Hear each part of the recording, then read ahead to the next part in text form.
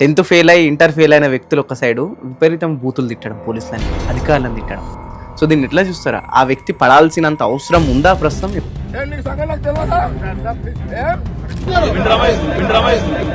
పోలీసులకు చెప్పదలుచుకున్నా, ఒక్కనొక్కని గుడ్డాలి పరీక్షిస్తాం. మరి పోలీసు బయట పంపిస్తు కలిసిందా? అది మనల్ని మనమే అవమానించుకోవడం. తాట తీస్తాను, తోలు తీస్తాను, ఇంకా అసలు దానికి అంతే లేదనమాట. ఇక మళ్ళీ వీళ్ళు కలిస్తే పెళ్లిలో షేక్ అయ్యండి. వీళ్ళంతా పార్లమెంటేరియన్స్ అన్పార్లమెంటరీ లాంగ్వేజ్ మాట్లాడుతుంటారు. మీరందరూ చూస్తుంటారు, ఓటికి 30,000 ఇచ్చారని పేపర్లో వస్తుంటది, అంతటి వస్తుంది. ఎలక్షన్ కమిషన్కి తెలియదు, అందరికి వెళ్తుంది, కానీ ఎలక్షన్ కమిషన్ తెలియదు. ప్రచారానికి ఎలక్షన్ రోజుకి ఒక గ్యాప్ ఉంటది. గాంధీ తాత వీధులు నడిచినట్టు ఉంటుంది లిటరల్లీ చెప్పాలంటే. మనము వాళ్ళని అనడానికి లేదు, వాళ్ళు మన దగ్గర నుంచి వెళ్తున్నారనే విషయం గుర్తుపెట్టుకోవాలి. మంచి ప్రజలేరి, మంచి ప్రజాప్రతినిధులు రావడానికి. ఇప్పుడు నీ సంగతి చూస్తానంటాడు, అధికారంలోకి వస్తే నీ సంగతి చూస్తానంటాడు ప్రతిపక్ష నాయకుడు. అధికారంలో వచ్చిన ఊరక చూస్తా అంటుంటాడు, ఏం చూడు. చాలా మందికి మీరు తెలియకపోవచ్చు, కానీ మీరు పెట్టిన కంపెనీ తెలుసు. సక్సెస్ ఏంటి అంటారు? ట్రెడిషనల్ గా మన పెద్దవాళ్ళకి ఒక నాలెడ్జ్ ఉంది. వాళ్ళ విత్తనం షాప్లోకి వెళ్ళి కొనుక్కొచ్చుకుంది కాదు, వాళ్ళ విత్తనం వాళ్ళే తయారు చేసుకుంది. అందుకని చేను మొత్తం ఇలా తేర్పారు చూస్తే బాగా బలంగా కనపడిన ఒక 100 కంకుల్ని ఏరుకొని వాటిని విత్తనాలుగా ఉంచుకునేవారు. సో అక్కడ రైతే శాస్త్రవేత్త. అంటే మేము ఆ ఆర్గనైజేషను ఆ రీథింక్ చేసేదానికి ఒక మోడల్ సెట్ చేస్తుంది. కాబట్టి నాకన్నా కూడా ఆర్గనైజేషన్ తెలుస్తుంది, అదే మంచిది కూడా. కానీ ప్రస్తుతం పరిస్థితులు చూస్తే పల్లెటూళ్ళు పక్కా ఫర్టిలైజర్ సెంటర్కి వెళ్ళాలి, విత్తనాలు తీసుకొచ్చుకోవాలి, నానబెట్టాలి అని ఒక ప్రాసెస్తో వెళ్ళిపోతుంది. మెకనైజ్డ్ ఫార్మింగ్ అని కొట్టారనుకోండి, కొన్ని 100,000 ఎకరాలు, పెద్ద పెద్ద ఎక్విప్మెంటు, డ్రోన్స్, హెలికాప్టర్స్, సో 1000 ఎకరాలు ఒక 4 మనుషులు చేసేలాంటి పరిస్థితి ఉంటుంది. సో మనం దీనిలో లేము, ట్రెడిషనల్గా లేము. వాళ్ళకి 10 ఎకరాలు ఉన్నా సరే కానీ వ్యవసాయం చేయకూడదు, 70,000 జీతానికి జాబ్ చేయాలా, వాడు ఈఎంఐలు కట్టుకున్నా పర్లేదు అనే సిచ్యువేషన్కి వచ్చింది. చాలా మంది ఆలోచన అదే విధంగా. వ్యక్తిగతంగా నా సమస్యను కూడా ఒక ముఖ్యమంత్రి తీర్చాలి. వ్యక్తిగతంగా నాకు పెళ్లి కాకపోవడం కూడా ముఖ్యమంత్రిదే బాధ్యత. నాకు అప్పులు ఉండడానికి కూడా రాజకీయ నాయకులదే బాధ్యత. కళ్యాణ్ లక్ష్మి, తులమ్మ ఇది కనెక్ట్ అవుతుంది సరే. యూరియాలో మళ్ళీ ఇంకేదో మందు కలిపి, అది కూడా గవర్నమెంట్ ప్రొవైడ్ చేస్తుంది, ఫర్టిలైజర్లు ఇది కలిపి. అమ్మ బాగుంటే బిడ్డ బాగుంటుంది. సాయిల్లో ఎప్పుడైతే మైక్రో న్యూట్రియన్స్ లేవో, పేరెంట్స్ నువ్వేం పని చేయొద్దు, బాగా చదువుకోమని చెప్తారు. టీచర్స్ మీరేం చేయొద్దని చెప్తారు. అంటే వాడు పనికి మాలినోడుగా తయారు చేస్తున్నాం మనం. ఇంకా వాడిని నువ్వు చదువుకోవడం తప్పితే నీకు ఇంకొక పనే లేదని చేస్తున్నాం. ఫార్మ్ టూరిజం అని చెప్పేసి మళ్ళా పేరెంట్స్ దగ్గరే డబ్బులు తీసుకొని మీ అబ్బాయిని పొలం పంపిస్తున్నాం, మాకు ఫీజు కట్టండి ఒక 2,000 రూపాయలు. సో అని చెప్పేసి తీసుకెళ్ళి వాడి చేత 2 కంది మొక్కలు, 2 కంది గింజలు, 2 వరి నాట్లు వేయించేసి ఆ ఫోటోలు పెట్టుకొని మురిసిపోతా ఉన్నారు. నేను 30,000 ఫీజు కడుతున్నాను, నెలకు హాయి కూర్చొని చదువుకోవాలా, నా పిల్లాడు కష్టం ఎందుకు? అసలు కష్టము అనే మాట ఎవడు కనిపెట్టాడో కానీ చాలా దుర్మార్గమైన మాట. కష్టమానికి డెఫినేషన్ ఏంటి? ఒక ఆవిడ పని మనిషి రాకపోతే కష్టం వచ్చింది అనుకోండి, వాళ్ళ అమ్మకు ఫోన్ చేసి పాపం గ్రహం బెల్ సిగ్గుపడే అంతసేపు మాట్లాడుతుంది. ఆవిడకి అది పని మనిషి రాకపోవడం అనేది ఆవిడకి కష్టం. మనం రోడ్ల మీద చూస్తుంటే 45 డిగ్రీలు నుంచి 47 డిగ్రీల మధ్యలో తారు కరిగిస్తా బాలింతలు పసిపిల్లల్ని వాళ్ళ చీరకి చెట్టుకి ఉయ్యాల్లాగా కట్టి దాంట్లో పెట్టేసి ఆ ఎండలో నవ్వుకుంటా పనిచేస్తుంటారు. ఆవిడ కష్టం అనుకోవట్లేదు, ఈవిడ కష్టం అనుకుంటాం.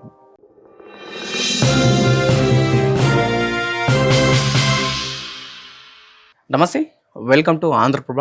నేను పవన్. ప్రస్తుతం సమాజంలో సామాజిక రుగ్మతలు ఎక్కువైపోయినాయి. సో ఒకవైపు వ్యవసాయంలో ఇన్సెక్యూరిటీ, పాలిటిక్స్ వ్యవసాయాన్ని శాసిస్తున్నాయి. చెప్పాలంటే వ్యవసాయం పాలిటిక్స్ని కాకుండా జనాలు పొలిటీషియన్స్ శాసిస్తలేరు, పొలిటీషియన్స్ని ప్రస్తుతం జనాలు శాసిస్తున్నట్టు ఒక రకమైన ఇన్సెక్యూరిటీ సమాజంలో నెలకొంది. మరోవైపు ఒక వ్యక్తి దాదాపు 60,000 నుంచి 70,000 ఒక ఉద్యోగం చేసినా సరే తన అప్పులు కట్టుకోవడం, ఈఎంఐలు కట్టుకోవడానికే తను జాబ్ చేస్తున్నట్టు కూడా ప్రస్తుతం కనిపిస్తుంది. ఇంకా వ్యవసాయ రంగం ఎలా ఉంది, యువత ఉద్యోగం ఎందుకు చేయాల్సి వస్తుంది, నిజంగా ఒకవేళ చాలా మంది ఆంటర్ప్రినర్ సైడ్ వెళ్ళలేకపోతున్నారు, కొత్తగా ఏమైనా పెట్టుబడులు పెడదామన్నా లేకపోతే కొత్తగా థింక్ చేద్దామన్నా సమాజం కావచ్చు తనలో ఉన్న ఇన్సెక్యూరిటీ వల్ల చాలా మంది ఉద్యోగాల దగ్గర ఆగిపోయిన పరిస్థితి కనబడాల్సి వస్తుంది. ఒకసారి చాలా వరకు సమాజంలో చాలా డౌట్స్ ఉన్నాయి. రెగ్యులర్గా మనం పొలిటికల్ ఇంటర్వ్యూస్ ఈ రేవంత్ రెడ్డి ఏం చేసిండు, లేకపోతే బీజేపీకి సంబంధించిన నాయకులు ఏం చేసిండు, కేసీఆర్ ఏం చేసిండు, ఉచిత పథకాలు ఇచ్చిండా ఇవ్వాలేనా, వీటిపైన మాట్లాడుతూ వస్తున్నాం. కాస్త కొత్తగా ఈ వ్యవసాయ రంగంలో కొత్త విధానాలు తీసుకొస్తే ఎలా ఉంటుంది, అసలు ప్రభుత్వం వ్యవసాయానికి సంబంధించిన ఈ విధానాలు తీసుకొస్తే ఏ విధంగా ఉంటుందని చెప్పేసి కూడా మాట్లాడే ప్రయత్నిద్దాం. మనతో పాటు ఆగ్రో ఇన్నేకర్స్ ఫౌండర్ కె శ్రీనివాసరావు గారు ముందు వెల్కమ్ చేద్దాం. సార్ నమస్కారం. నమస్తే అండి. సార్, చాలా మందికి మీరు తెలియకపోవచ్చు కానీ మీరు పెట్టిన కంపెనీ తెలుసు. సో ఏంటి సార్ ఆ క్వశ్చన్ మార్క్ క్లియర్ చేయగలుగుతారా? మీరు తెలియకపోవడం కంపెనీ తెలియడానికి గల సక్సెస్ ఏంటి అంటారు? ఎవరైనా ఏంటంటే ఒక మోడల్ ఇంపార్టెంట్ అండి. అంటే వ్యక్తి కన్నా కూడా ఉద్దేశం అనేది ఇంపార్టెంట్. ఉద్దేశం అంటే మా ఉద్దేశం ఏంటంటే ఫ్యూచర్ అంతా కలెక్టివ్ ఫార్మింగే ఉంటుంది అనేది. ఎందుకంటే వ్యవసాయం క్రాస్ రోడ్స్లో ఉంది. Cross roads in the sense ఎటు వెళ్ళాలి అనేది 4 వైపులు కనపడుతున్నాయి. ఎటు వెళ్తుంది అనేది ఒకసారి చూస్తే ట్రెడిషనల్ విజ్డమ్ లేదు. Traditional wisdom in the sense మీ తాతగారికి నుంచి మీ నాన్నగారి వరకు విత్తనాలని సేకరించడం కానీ, ఏ కార్తెలో దున్నాలి, ఏ కార్తెలో విత్తనాలు పెట్టాలి, ఎప్పుడు వర్షాలు పడతాయి అండ్ ఈ పంటని కావలసినటువంటి పరిస్థితులు ఏమిటి, ఈ పంటని ఆశించే చీడ పురుగులు ఏంటి, ఇదంతా వాళ్ళకి ట్రెడిషనల్గా మన పెద్దవాళ్ళకి ఒక నాలెడ్జ్ ఉంది. ఎందుకుందంటే వాళ్ళ విత్తనం షాప్లోకి వెళ్ళి కొనుక్కొచ్చుకుంది కాదు, వాళ్ళ విత్తనం వాళ్ళే తయారు చేసుకుంది. అందుకని చేను మొత్తం ఇలా తేర్పారు చూస్తే బాగా బలంగా కనపడిన ఒక 100 కంకుల్ని ఏరుకొని వాటిని విత్తనాలుగా ఉంచుకునేవారు. సో అక్కడ రైతే శాస్త్రవేత్త, ఎక్కడ హైబ్రిడైజేషన్ ఇంకోటో లేదు. రైతే శాస్త్రవేత్త, రైతు ఎన్నుకున్నాడు. కానీ ప్రస్తుతం ఉన్న పరిస్థితులు చూస్తే పల్లెటూళ్ళు పక్కా ఫర్టిలైజర్ సెంటర్కి వెళ్ళాలి, విత్తనాలు తీసుకొచ్చుకోవాలి, నానబెట్టాలి అని ఒక ప్రాసెస్తో వెళ్ళిపోతున్నారు. అదేనండి, అంటే వ్యవసాయం అనే క్రాస్ రోడ్స్లో ఉన్న దానిలో ఇది ఒక రోడ్డు. సో ట్రెడిషనల్ విజ్డమ్ పోయింది అండ్ మోడర్న్ టెక్నాలజీని మనం యాజ్ ఇట్ ఈజ్ ల్యాండ్ చేసుకునే స్థితిలో లేము. సపోజ్ మీరు యూట్యూబ్లో చూస్తే మెకనైజ్డ్ ఫార్మింగ్ అని కొట్టారనుకోండి, కొన్ని 100,000 ఎకరాలు పెద్ద పెద్ద ఎక్విప్మెంట్, డ్రోన్స్, హెలికాప్టర్స్, సో 1000 ఎకరాలు ఒక 4 మనుషులు చేసేలాంటి పరిస్థితి ఉంటుంది. సో మనం దీనిలో లేము, ట్రెడిషనల్గా లేము. ఇంకొకటి వ్యక్తిగతంగా, అంటే మీరు మీ భార్య వెళ్ళి వ్యవసాయం చేసుకునే పరిస్థితిలో లేరు. అంటే మీ నాన్నగారితోటి వ్యవసాయం చేయడం అనేది, మీకు భూమి ఉన్నా కూడా ఆగిపోయింది. మీకు భూమి ఉంటుంది కానీ ఇట్ ఈస్ అన్ అసెట్, అంతేగాని మీ జీవనాధారం కాదు, ఆగిపోయింది. దాన్ని మీరు కొనసాగిస్తారా, మీ పిల్లలు కొనసాగిస్తారా? ఆ కొనసాగిస్తే మీకు సర్వైవల్ ఉందా, దానిలో పండించిన పంటతో మీరు బతకగలరా? ఇలాంటివన్నీ క్వశ్చన్స్ మధ్య క్రాస్ రోడ్స్లో ఉన్నాం. It is the time to rethink. అంటే మేము మా ఆర్గనైజేషను ఆ రీథింక్ చేసేదానికి ఒక మోడల్ సెట్ చేస్తుంది కాబట్టి నాకన్నా కూడా ఆర్గనైజేషన్ తెలుస్తుంది, అదే మంచిది కూడా. సార్, ఇందాక మీరు ఒక పాయింట్ రేజ్ చేసిలో ఫ్యూచర్ అంటే మీ నాన్నగారి తర్వాత మీరు కొనసాగిస్తారా లేదా మీ ఆప్షన్ అని పెట్టారు కదా. జనరల్ ప్రస్తుతం ఉన్న సిచ్యువేషన్స్లో ఎవరికైనా అబ్బాయికి పెళ్లి కావాలంటే పల్లెటూళ్ళలో జరిగినాయి. వాళ్ళకి 10 ఎకరాలు ఉన్నా సరే కానీ వ్యవసాయం చేయకూడదు, 70,000 జీతానికి జాబ్ చేయాలా, వాడు ఈఎంఐలు కట్టుకున్నా పర్లేదు అనే సిచ్యువేషన్కి వచ్చింది. చాలా మంది ఆలోచన అదే విధంగా ఉంది. సో వాళ్ళకి ఏం చెప్పదలుచుకున్నారు? అంటే ఇక్కడ ఒక విషయం అండి, మీరు యాజ్ ఎ జర్నలిస్ట్గా మీ అవగాహన ఒక పరిధిలో ఉంటుంది. కానీ మామూలుగా మనం ఆలోచించాల్సింది ఏంటంటే మనిషి సంఘజీవి. మనిషికి కరోనా వస్తే ఒక మనిషికి అది వాడి కరోనా వచ్చిందిలా నాకేం పని లేదని మన అందరం లేం కదా, అందరికీ వస్తుంది అనే దానిలోనే ఉన్నాం కదా. అవును కదా. అంటే ఒక మనిషికి వస్తే ఇంకొక మనిషికి కూడా వస్తుంది. ఈ పెళ్ళిళ్ళు అవ్వడం కానీ, పెళ్ళిళ్ళు అవ్వకపోవడం కానీ, ఆర్థిక ఇబ్బందులు కానీ, ఉద్యోగం కానీ, ఈ బాధలు కానీ, ఇవన్నీ అందరికీ ఇండివిజువల్గా అనుకుంటున్నారు. కానీ దీని అందరికీ సమాధానం సామూహికంలోనే ఉంది. మనందరం కలిసి ఉంటేనే ప్రతి సమస్యకి పరిష్కారం ఉంది. మనం విడివిడిగా ఆలోచిస్తూ మనకు చాలా సమస్యలు ఉన్నాయి. వ్యక్తిగతంగా నా సమస్యను కూడా ఒక ముఖ్యమంత్రి తీర్చాలి. వ్యక్తిగతంగా నాకు పెళ్లి కాకపోవడం కూడా ముఖ్యమంత్రిదే బాధ్యత. నాకు అప్పులు ఉండడానికి కూడా రాజకీయ నాయకులదే బాధ్యత. కళ్యాణ లక్ష్మి తులమ్మ ఇది కనెక్ట్ అయ్యేదో సరే. నాకు అప్పులు ఉండటం కూడా రాజకీయ నాయకులదే బాధ్యత. నేను బాధపడటం కూడా రాజకీయ నాయకులదే బాధ్యత అనే దాకా వచ్చాం. అంటే వాళ్ళు ఏమన్నా వేరే చోట నుంచి రాలేదు కదా, మన నుంచి వెళ్ళి అక్కడ కూర్చున్న వాళ్ళే కదా, మనం ఎన్నుకుంటే వచ్చేవాళ్లే కదా.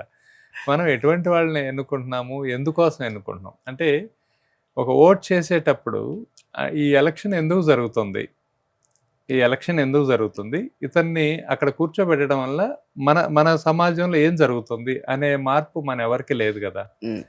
మనం ఏం చూస్తున్నాం, అభ్యర్థిని చూస్తే మన కులపోడా, మన ప్రాంతం వాడా, మన మతం వాడా, డబ్బులు ఎవరు ఎక్కువ ఇస్తున్నారు, మంది ఎవరు ఎక్కువ ఇస్తున్నారు, బిర్యానీ భోజనాలు ఎవరు పెడుతున్నారు అంటే చాలా నిస్సిగ్గుగా మా ఊర్లో ఇంకా డబ్బులు పంచలేదు అందుకని మేము ఓటుకు రాము అనే చెప్పే నాకు డబ్బులు ఇవ్వరు, నేను ఓటు ఎందుకు వేయాలా, నేను వేయను. అంటే ఎవరి మీద ఎవరో అలుగుతున్నాము, ఏం చేస్తున్నాము. అండ్ ఊర్లో నాకు నచ్చనోడు వేరే పార్టీలో ఉంటాడు కాబట్టి నేను ఇంకొక పార్టీలో ఉంటా. అంటే ఒక కలెక్టివ్ కాన్షియస్నెస్ లేదండి. యాక్చువల్గా the collective consciousness of the people it's called it's country. ఒక దేశం ఎలా ఆలోచిస్తుంది అనేది మీరు ఇండివిజువల్గా వ్యక్తుల ఆలోచనలు గమనిస్తే మీకు తెలుస్తుంది. జపాన్లో వాడు ఆనందంగా ఎలా ఉండాలని చూస్తాడు, సింగపూర్లో వాడు డిసిప్లైన్గా లా అండ్ ఆర్డర్ని ఎలా ఒబే చేయాలని చూస్తాడు. సో అమెరికాలో వాడుకున్న స్వేచ్ఛని ఎలా చూసుకోవాలని చూస్తాడు. భారతదేశంలో ఏం చూస్తున్నాం అనేది క్వశ్చన్ మార్క్. సో అదే భారతీయుడు అంటే అదే. అంటే నేను ఇందాక ఓట్ల విషయం జరిగినప్పుడు రీసెంట్ అసెంబ్లీ ఎలక్షన్స్ అప్పుడు కూడా ఒక్కొక్క పార్టీ అభ్యర్థులు వస్తూ ఉన్నప్పుడు జనాలు సాధారణంగా స్వాగతం పలుకుతుంటారు. పల్లెటూరులో ఒక గొప్ప విషయం ఏంటంటే ఎవరు వచ్చినా రిసీవ్ చేసుకుంటారు. వాడు ఎవరన్నా కానీ, వాడు ఏజెంట్ ఏదన్నా కానీ ఊర్లోకి ఎవరైనా వచ్చినట్టే మంచి గ్రాండ్ గా బోనాలు, పూలు, పలకలు అన్ని రిసీవ్ చేసుకుంటారు. థీమ్ ఉంటుంది, ఈవెంట్ మేనేజ్మెంట్ అయిపోయింది కదా. మన పెళ్లి, మన చావు, మన రాజకీయాలు, మన elections, everything is an event. So ఒక వ్యక్తి డబ్బులు ఇవ్వకపోతే డబ్బులు ఇవ్వాలి, ఎమ్మెల్యేతో ఓటేసి అవసరమా అన్న దగ్గరికి వెళ్ళిపోయింది. సో ఎక్కడ మార్పు రావాలి సార్? దీనికి ఏమన్నా పులి స్టాప్ ఉంటుందా? ఇది ముందు క్రెడిట్ కార్డులు లేకపోతే ప్యాకేజీలతోని ఇంటికి వెళ్ళిపోతాయి, డైరెక్ట్ డెలివరీ, డోర్ డెలివరీ లాగా? అదే, ఇది తెలా పాపం తలా పిడికడని ఎవరిని నిందించేది కాదండి. ఇది ఏమవుతుందంటే ఇటువంటి చర్చ జరగట్లేదు. ఇప్పుడు మీరు ఈ పాయింట్ మీద మాట్లాడుతున్నారు. మామూలుగా జనరల్గా ఏం జరుగుతుంది డిస్కషను, ఎవరు ఏమి ఇచ్చారు, ఎవరు ఏమి ఇవ్వలేదు, ఎవరిని ఎవరు ఎలా తిట్టారు, ఎవరిని ఇంకా ఎంత ఇదిగా మాట్లాడారు, సో తాట తీస్తాను, తోలు తీస్తాను, ఇంకా అసలు దానికి అంతే లేదనమాట. మళ్ళీ వీళ్ళు కలిస్తే పెళ్లిలో షేక్ అయ్యండి. వీళ్ళంతా పార్లమెంటేరియన్స్ అన్పార్లమెంటరీ లాంగ్వేజ్ మాట్లాడుతుంటారు. సో అందుకని ఇది ఎక్కడ జరగాలంటే రాజకీయాల గురించి పాఠశాల స్థాయిలో నుంచి ఒక చర్చ జరగాలండి. స్కూల్ లెవెల్లోనే ఒక మోడల్ అసెంబ్లీ, ఒక మోడల్ పార్లమెంటు. సో ఆ స్కూల్కి సంబంధించిన విషయాలు అవన్నీ మాట్లాడడం, సో దాని ద్వారా ఒక పని చేయడం, ఆ పని ద్వారా ఒక గుర్తింపు తెచ్చుకోవడం, ఆ పని ద్వారా ఒక మార్పు తీసుకురావడం, ఈ స్థాయిలో చర్చ జరుగుతుంటే తెలుస్తుంది. కానీ ఇవాళ మీరు ఎడ్యుకేషన్ చూస్తే, నేను మొన్న ఈ మధ్య ఒక పాఠశాలకు వెళ్తే అక్కడంతా క్లీనింగ్ అదంతా వేరే వాళ్ళు చేస్తున్నారు. ఏంటంటే పిల్లల చేత చేయించిపోయారంటే చేయించకూడదండి, మా ఎజెండాలో ఇప్పుడు అది పిల్లలు ఏ పని చేయకూడదు అని. ఇప్పుడు ఇంట్లో ఏ పని చేయొద్దు, పేరెంట్స్ నువ్వేం పని చేయొద్దు, బాగా చదువుకోమని చెప్తారు. టీచర్స్ మీరేం చేయొద్దని చెప్తారు. అంటే వాడు పనికి మాలినోడిగా తయారు చేస్తున్నాం మనం, ఏ పని రాని వాడిగా తయారు చేస్తున్నాం స్టార్టింగ్ స్టేజ్ నుంచి. ఇంకా వాడిని నువ్వు చదువుకోవడం తప్పితే నీకు ఇంకొక పనే లేదని చేస్తున్నాం. వాస్తవంగా వర్క్ కల్చర్ అనేది ద మోస్ట్ బ్లెస్సింగ్ ఇదండి. అంటే అది గొప్ప వరం, పని చేయడం అనేది.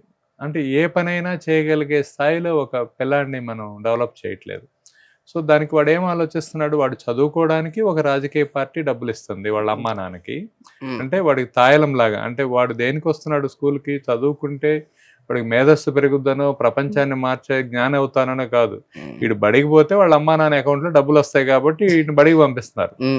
ఈడు ఎక్కడ ఇది ఉండదు, మా నెంబర్ కనపడతాను, అరే బాబు నీకు అన్నం పెడతాం, నీకు టిఫిన్ పెడతాం, నువ్వు ఉండమంటావు. మధ్యాహ్నం భోజనం. సో ఇవన్నీ చేసి తాయిలాలు పెట్టి అరే మళ్ళా ఈడు ఇంత పర్సెంటేజ్ చూపించకపోతే ఇజ్జత్ కా సవాల్, వీళ్ళందరినీ పాస్ చేయమని చెబుతున్నాం. అంటే ప్రైవేట్ స్కూళ్ళలో ఇది ప్రత్యేకంగా అసలు మీరు గవర్నమెంట్ కూడా గవర్నమెంట్ స్కూల్స్ లో కూడా ఏమవుద్దంటే మళ్ళా అది స్కూల్ కి ర్యాండమ్ ర్యాంకింగ్ ఉంటది కదా, అందుకని వాళ్ళు అందరూ మాట్లాడుకొని సో అందరికి యావరేజ్ బ్రహ్మాండంగా పాస్ అయ్యే ఇది చూడొచ్చు. నిన్న మొన్న మీరు న్యూస్ చూస్తే టీచర్స్ ఎవరైతే ఆల్రెడీ టీచర్స్ ఉన్నారో వాళ్ళకి ఒక ఆర్గనైజేషన్ ఒక ఎగ్జామ్ పెట్టింది. ఎగ్జామ్ పెడితే 65% ఫెయిల్ అయ్యారు చదువు చెప్పే ఉపాధ్యాయులకి. సో అంటే ఇది ఎలా ఉందంటే వాళ్ళ పని అయిపోయింది, ఇంకా అక్కడ స్కూలింగ్ అయిపోయింది, నెక్స్ట్ కాలేజీకి వెళ్ళిన తర్వాత ఏమవుతుంది, వాడు విండోస్ అన్ని, వాడు చెవులు పని చేయకూడదు, వాడు పంచేంద్రియాలు ఏది పని చేయకూడదు, చెవులు కళ్ళు everything, eat cricket drink cricket అనేది యాడ్ వచ్చేది కదా, అలానే ప్రతిదీ చదువే. ఇంతకీ ఆ చదువులో ఏముంది, ఎవరో ఒక రాసిన పుస్తకం, ఆ పుస్తకం ఎప్పటిదో, ఆ పుస్తకంలో విషయాల్ని తెలుసుకొని గుర్తుపెట్టుకొని రాస్తే రేపు ప్రపంచం వీడికి అవసరమైన ఏ జ్ఞానము దానిలో లేదు. అశోకుడు చెట్లు నాటాడు, ఆ చెట్లు కూడా లేవు.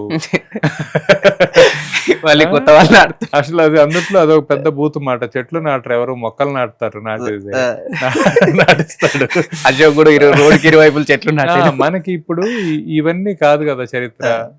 ఇవాళ ఒక సమాజం, ఇవాళ ఏ పరిస్థితిలో ఉన్నాం, టెక్నాలజీ డామినేషన్ ఎంత పెరిగిపోయింది అంటే మనిషి భస్మాసురుడు అయిపోయి వాడు పొందిన వరమే వాడికే శాపంలాగా అయిపోయి టెక్నాలజీ మీద ఓవర్ డిపెండ్ అయిపోయి అదే టెక్నాలజీ ఉద్యోగాలు లేకుండా చేసి ఇటు టెక్నాలజీ ఉందనుకొని హార్డ్ వర్క్ మర్చిపోయి సాఫ్ట్ స్కిల్స్ అవసరం లేని టెక్నాలజీ వచ్చి రెండిటికి చెడ్డ రేవడిలాగా ఒక భయంకరమైన సమాజం రాబోతుందండి. అంటే వాడికి సొంతంగా వాడు శారీరకంగా వాడు చేయగలిగే పని రాదు, వాడికి ట్రెడిషనల్ గా వచ్చిన స్కిల్ లేదు, స్పెషల్ టాలెంట్. వాడు చదువుకున్న చదువు, వాడు టెక్నాలజీ డే బై డే మారుతుంది. ఇవ్వండి అవసరం లేదురా బాబు అని రేపటి నుంచి అవసరం లేదని ఈ రోజు చెప్పేస్తారు. వాడు బయటకు వస్తున్నాడు, ఈలోపు ఇల్లు కొనుక్కొని ఉంటాడు, కారు కొనుక్కొని ఉంటాడు, ఈఎంఐలు పెండింగ్ ఉంటాయి. ఏం కావాలి వాడంతా? ఎంత ఆత్మహత్య సదృశ్యమైనటువంటి ఒక నైరాశ్యం అది. అంటే అది ఒక సమాజం లేదు, ఒక సోషల్ స్కిల్స్ లేదు, పర్సనల్ స్కిల్స్ లేవు, కనెక్టివిటీ లేదు, మనుషులతో పని లేదు, ఒక ఏమి తెలియని ప్రపంచంలోకి వెళ్ళి బతకడం తెలియదు, ఎక్కడ మనం నేర్పలేదు, తల్లిదండ్రులు నేర్పలేదు, స్కూలు నేర్పలేదు, వ్యవస్థ నేర్పట్లేదు. ఇటువంటి అగమ్య గోచరమైనటువంటి అధోగతి పాలైన మనుషుల్ని సృష్టించి ఏం చేయాలి మనం దేశాన్ని? దేశంలో ఎటువంటి మనుషులు ఉన్నారనేదే కదా దేశం. ఒక మోస్ట్ కన్ఫ్యూజ్డ్ జనరేటివ్ ఇదైపోతుంది. అంటే మీరు మాట్లాడుతున్నట్టు స్కూల్లో పని పిల్లలకు చెప్పాలన్నా నేర్పియన్నా ప్రతిదీ పనితో పాటు ఇది చెప్పాలండి. అంటే నేను ప్రతి పేరెంట్ ఆశిస్తాడు, నా పిల్లాడు మంచి హాయిగా కూర్చొని, నేను 30,000 ఫీజు కడుతున్నాను నెలకు, హాయిగా కూర్చొని చదువుకోవాలా, నా పిల్లాడు కష్టం ఎందుకు, కష్టపడకూడదని నేను సంపాదిస్తున్నా కదా అని ఆలోచనతో పేరెంట్స్ ఉంటారు. చాలా తప్పు ఆలోచన అండి. అసలు కష్టము అనే మాట ఎవడు కనిపెట్టాడో కానీ చాలా దుర్మార్గమైన మాట. కష్టమానికి డెఫినేషన్ ఏంటి? ఒక ఆవిడ పని మనిషి రాకపోతే కష్టం వచ్చింది అనుకోండి, వాళ్ళ అమ్మకు ఫోన్ చేసి పాపం గ్రహం బెల్ సిగ్గుపడే అంతసేపు మాట్లాడుతుంది. ఓకే, ఆవిడకి అది పని మనిషి రాకపోవడం అనేది ఆవిడకి కష్టం. మనం రోడ్ల మీద చూస్తుంటే 45 డిగ్రీలు నుంచి 47 డిగ్రీల మధ్యలో ఆ టెంపరేచర్లో తారు కరిగిస్తా బాలింతలు పసిపిల్లల్ని వాళ్ళ చీరకి చెట్టుకి ఉయ్యాల్లాగా కట్టి దాంట్లో పెట్టేసి ఆ ఎండలో నవ్వుకుంటా పనిచేస్తుంటారు. ఆవిడ కష్టం అనుకోవట్లేదు, ఈవిడ కష్టం అనుకుంటుంది. Because of the mind set. అంటే పేరెంటింగ్లో నా రిక్వెస్ట్ ఏంటంటే దయచేసి పని చేయడం నేర్పండి, పని సంస్కృతి నేర్పండి, దాన్ని కష్టం అనుకోవద్దు. ఒకప్పుడు మన అమ్మమ్మలతోటి మన తాతలతోటి పోల్చుకుంటే ఇవాళ మన జీవితం ఒకప్పుడు మహారాజులకు కూడా లేదు. వాడు ఎక్కడికన్నా పోవాలంటే గుర్రం ఎక్కిపోవాలి, ఎంతోసేపు పోవాలి. ఇవాళ మీకు జస్ట్ స్విచ్ చేస్తే ఫ్యాన్ వస్తుంది, వేడి నీళ్ళు కిందకు వస్తే నువ్వు పోవాలి. అంటే ఒక మహారాజుకు కూడా లేని సౌకర్యాల్లో ఉండి ఇంకా అవన్నీ కష్టం అనుకుంటే, అంటే నీకు పని సంస్కృతి లేకపోవడమే చాలా పెద్ద ప్రమాదం. అంటే నిన్ను నువ్వు పనికిరానివాడిగా తయారు చేసుకోవటమే.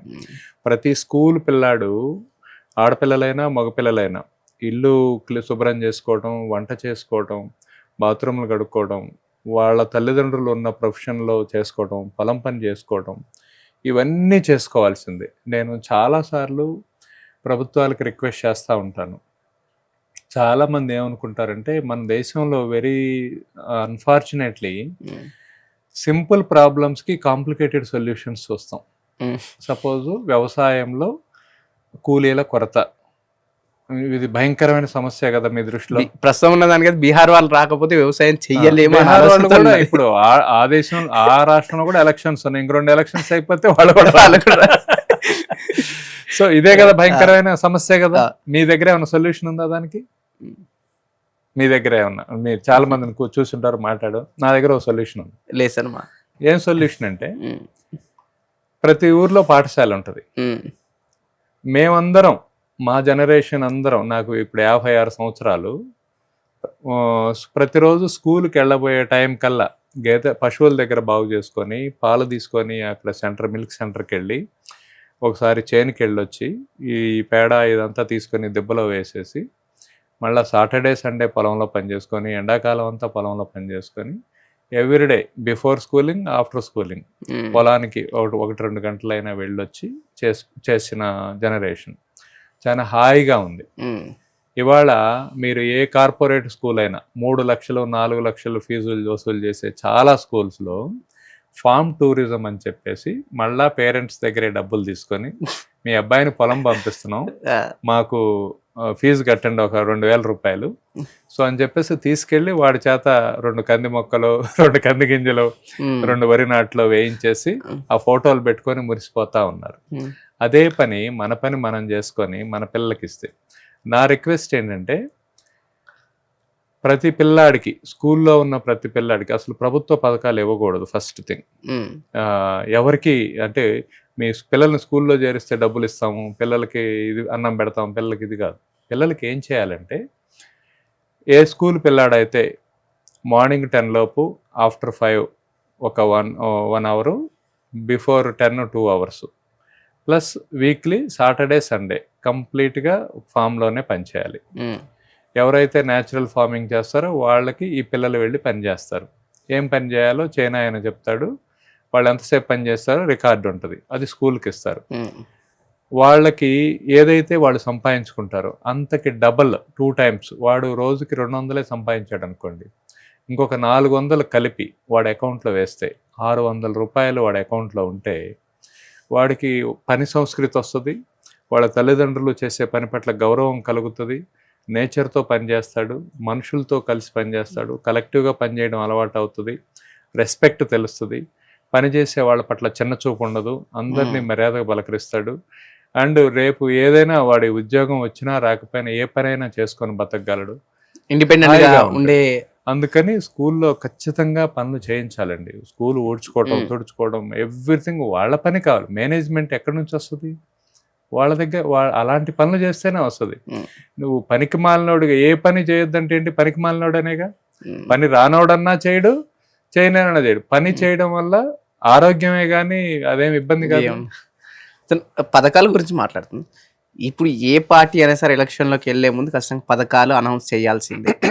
వాళ్ళ మేనిఫెస్టో ఏంటిది, ప్రజలకు మీరు ఏమి ఇస్తారు, మేము మీకు ఏమి ఇవ్వాలా, ఈ రెండే నడుస్తున్నాయి.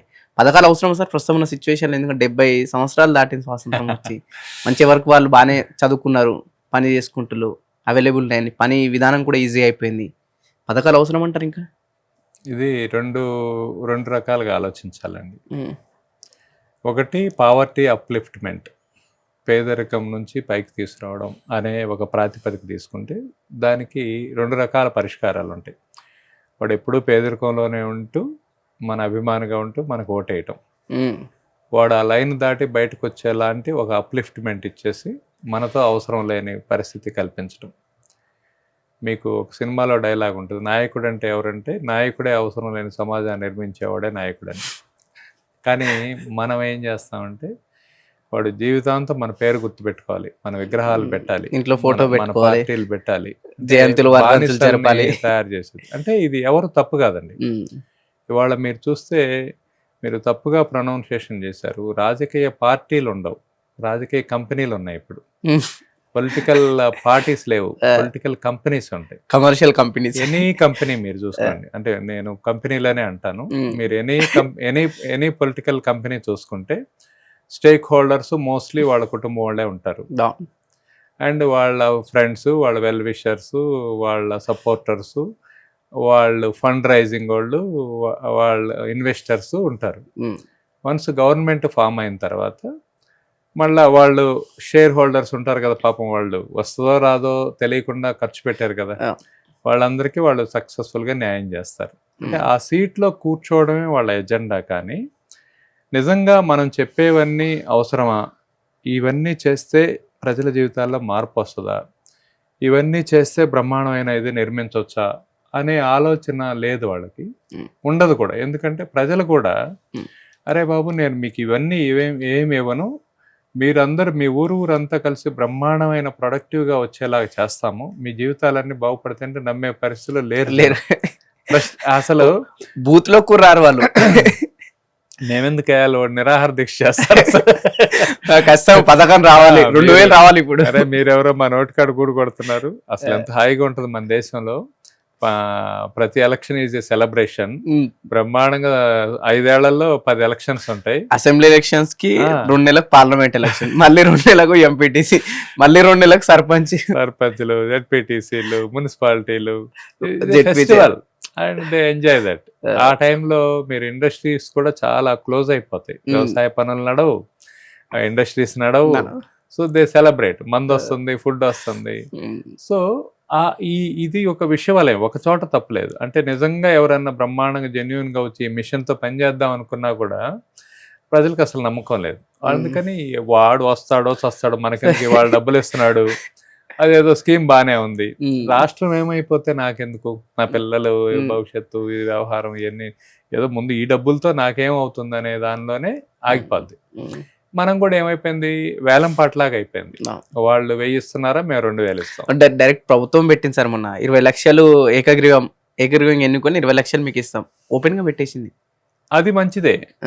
యాక్చువల్గా ఏకగ్రీవం అనేది ఎప్పటి నుంచో ఉంది. అది డబ్బులు చాలా మంది డబ్బులు వస్తున్నాయి కదా, సరే ఎవరిని ఒక ఎంచుకుందాం, లీడర్ క్వాలిటీస్ దాని ఉద్దేశం ఏంటంటే ఎక్కడ ఖర్చు పెట్టకుండా ఉండి గొడవలు లేకుండా ఎవరైనా ఒక మంచి మనిషిని ఎన్నుకుంటే ఆ డబ్బులు విలేజ్ డెవలప్మెంట్ కు వాడొచ్చు అనేది అసలు దానిలో ఉన్న ఉద్దేశం. మరి వీళ్ళే ఉద్దేశంతో అర్థం చేసుకున్నారో తెలియదు. అంటే చాలా సార్లు కమ్యూనికేషన్ మిస్అండర్స్టూడ్ అవుతుంది. బాపు గారిది ఒక కార్టూన్ ఉంటుంది. వాళ్ళ ఆవిడ ఆయన్ని కింద వాళ్ళ హస్బెండ్ కింద పడేసి కాలుతో తంతా ఉంటుంది. ఆయన అంటుంటాడు అనమాట, కాంతం పాద పూజ అంటే ఇలా కాదేమో, ఎవరినన్ను అడగకూడదు అంటుంటాడు.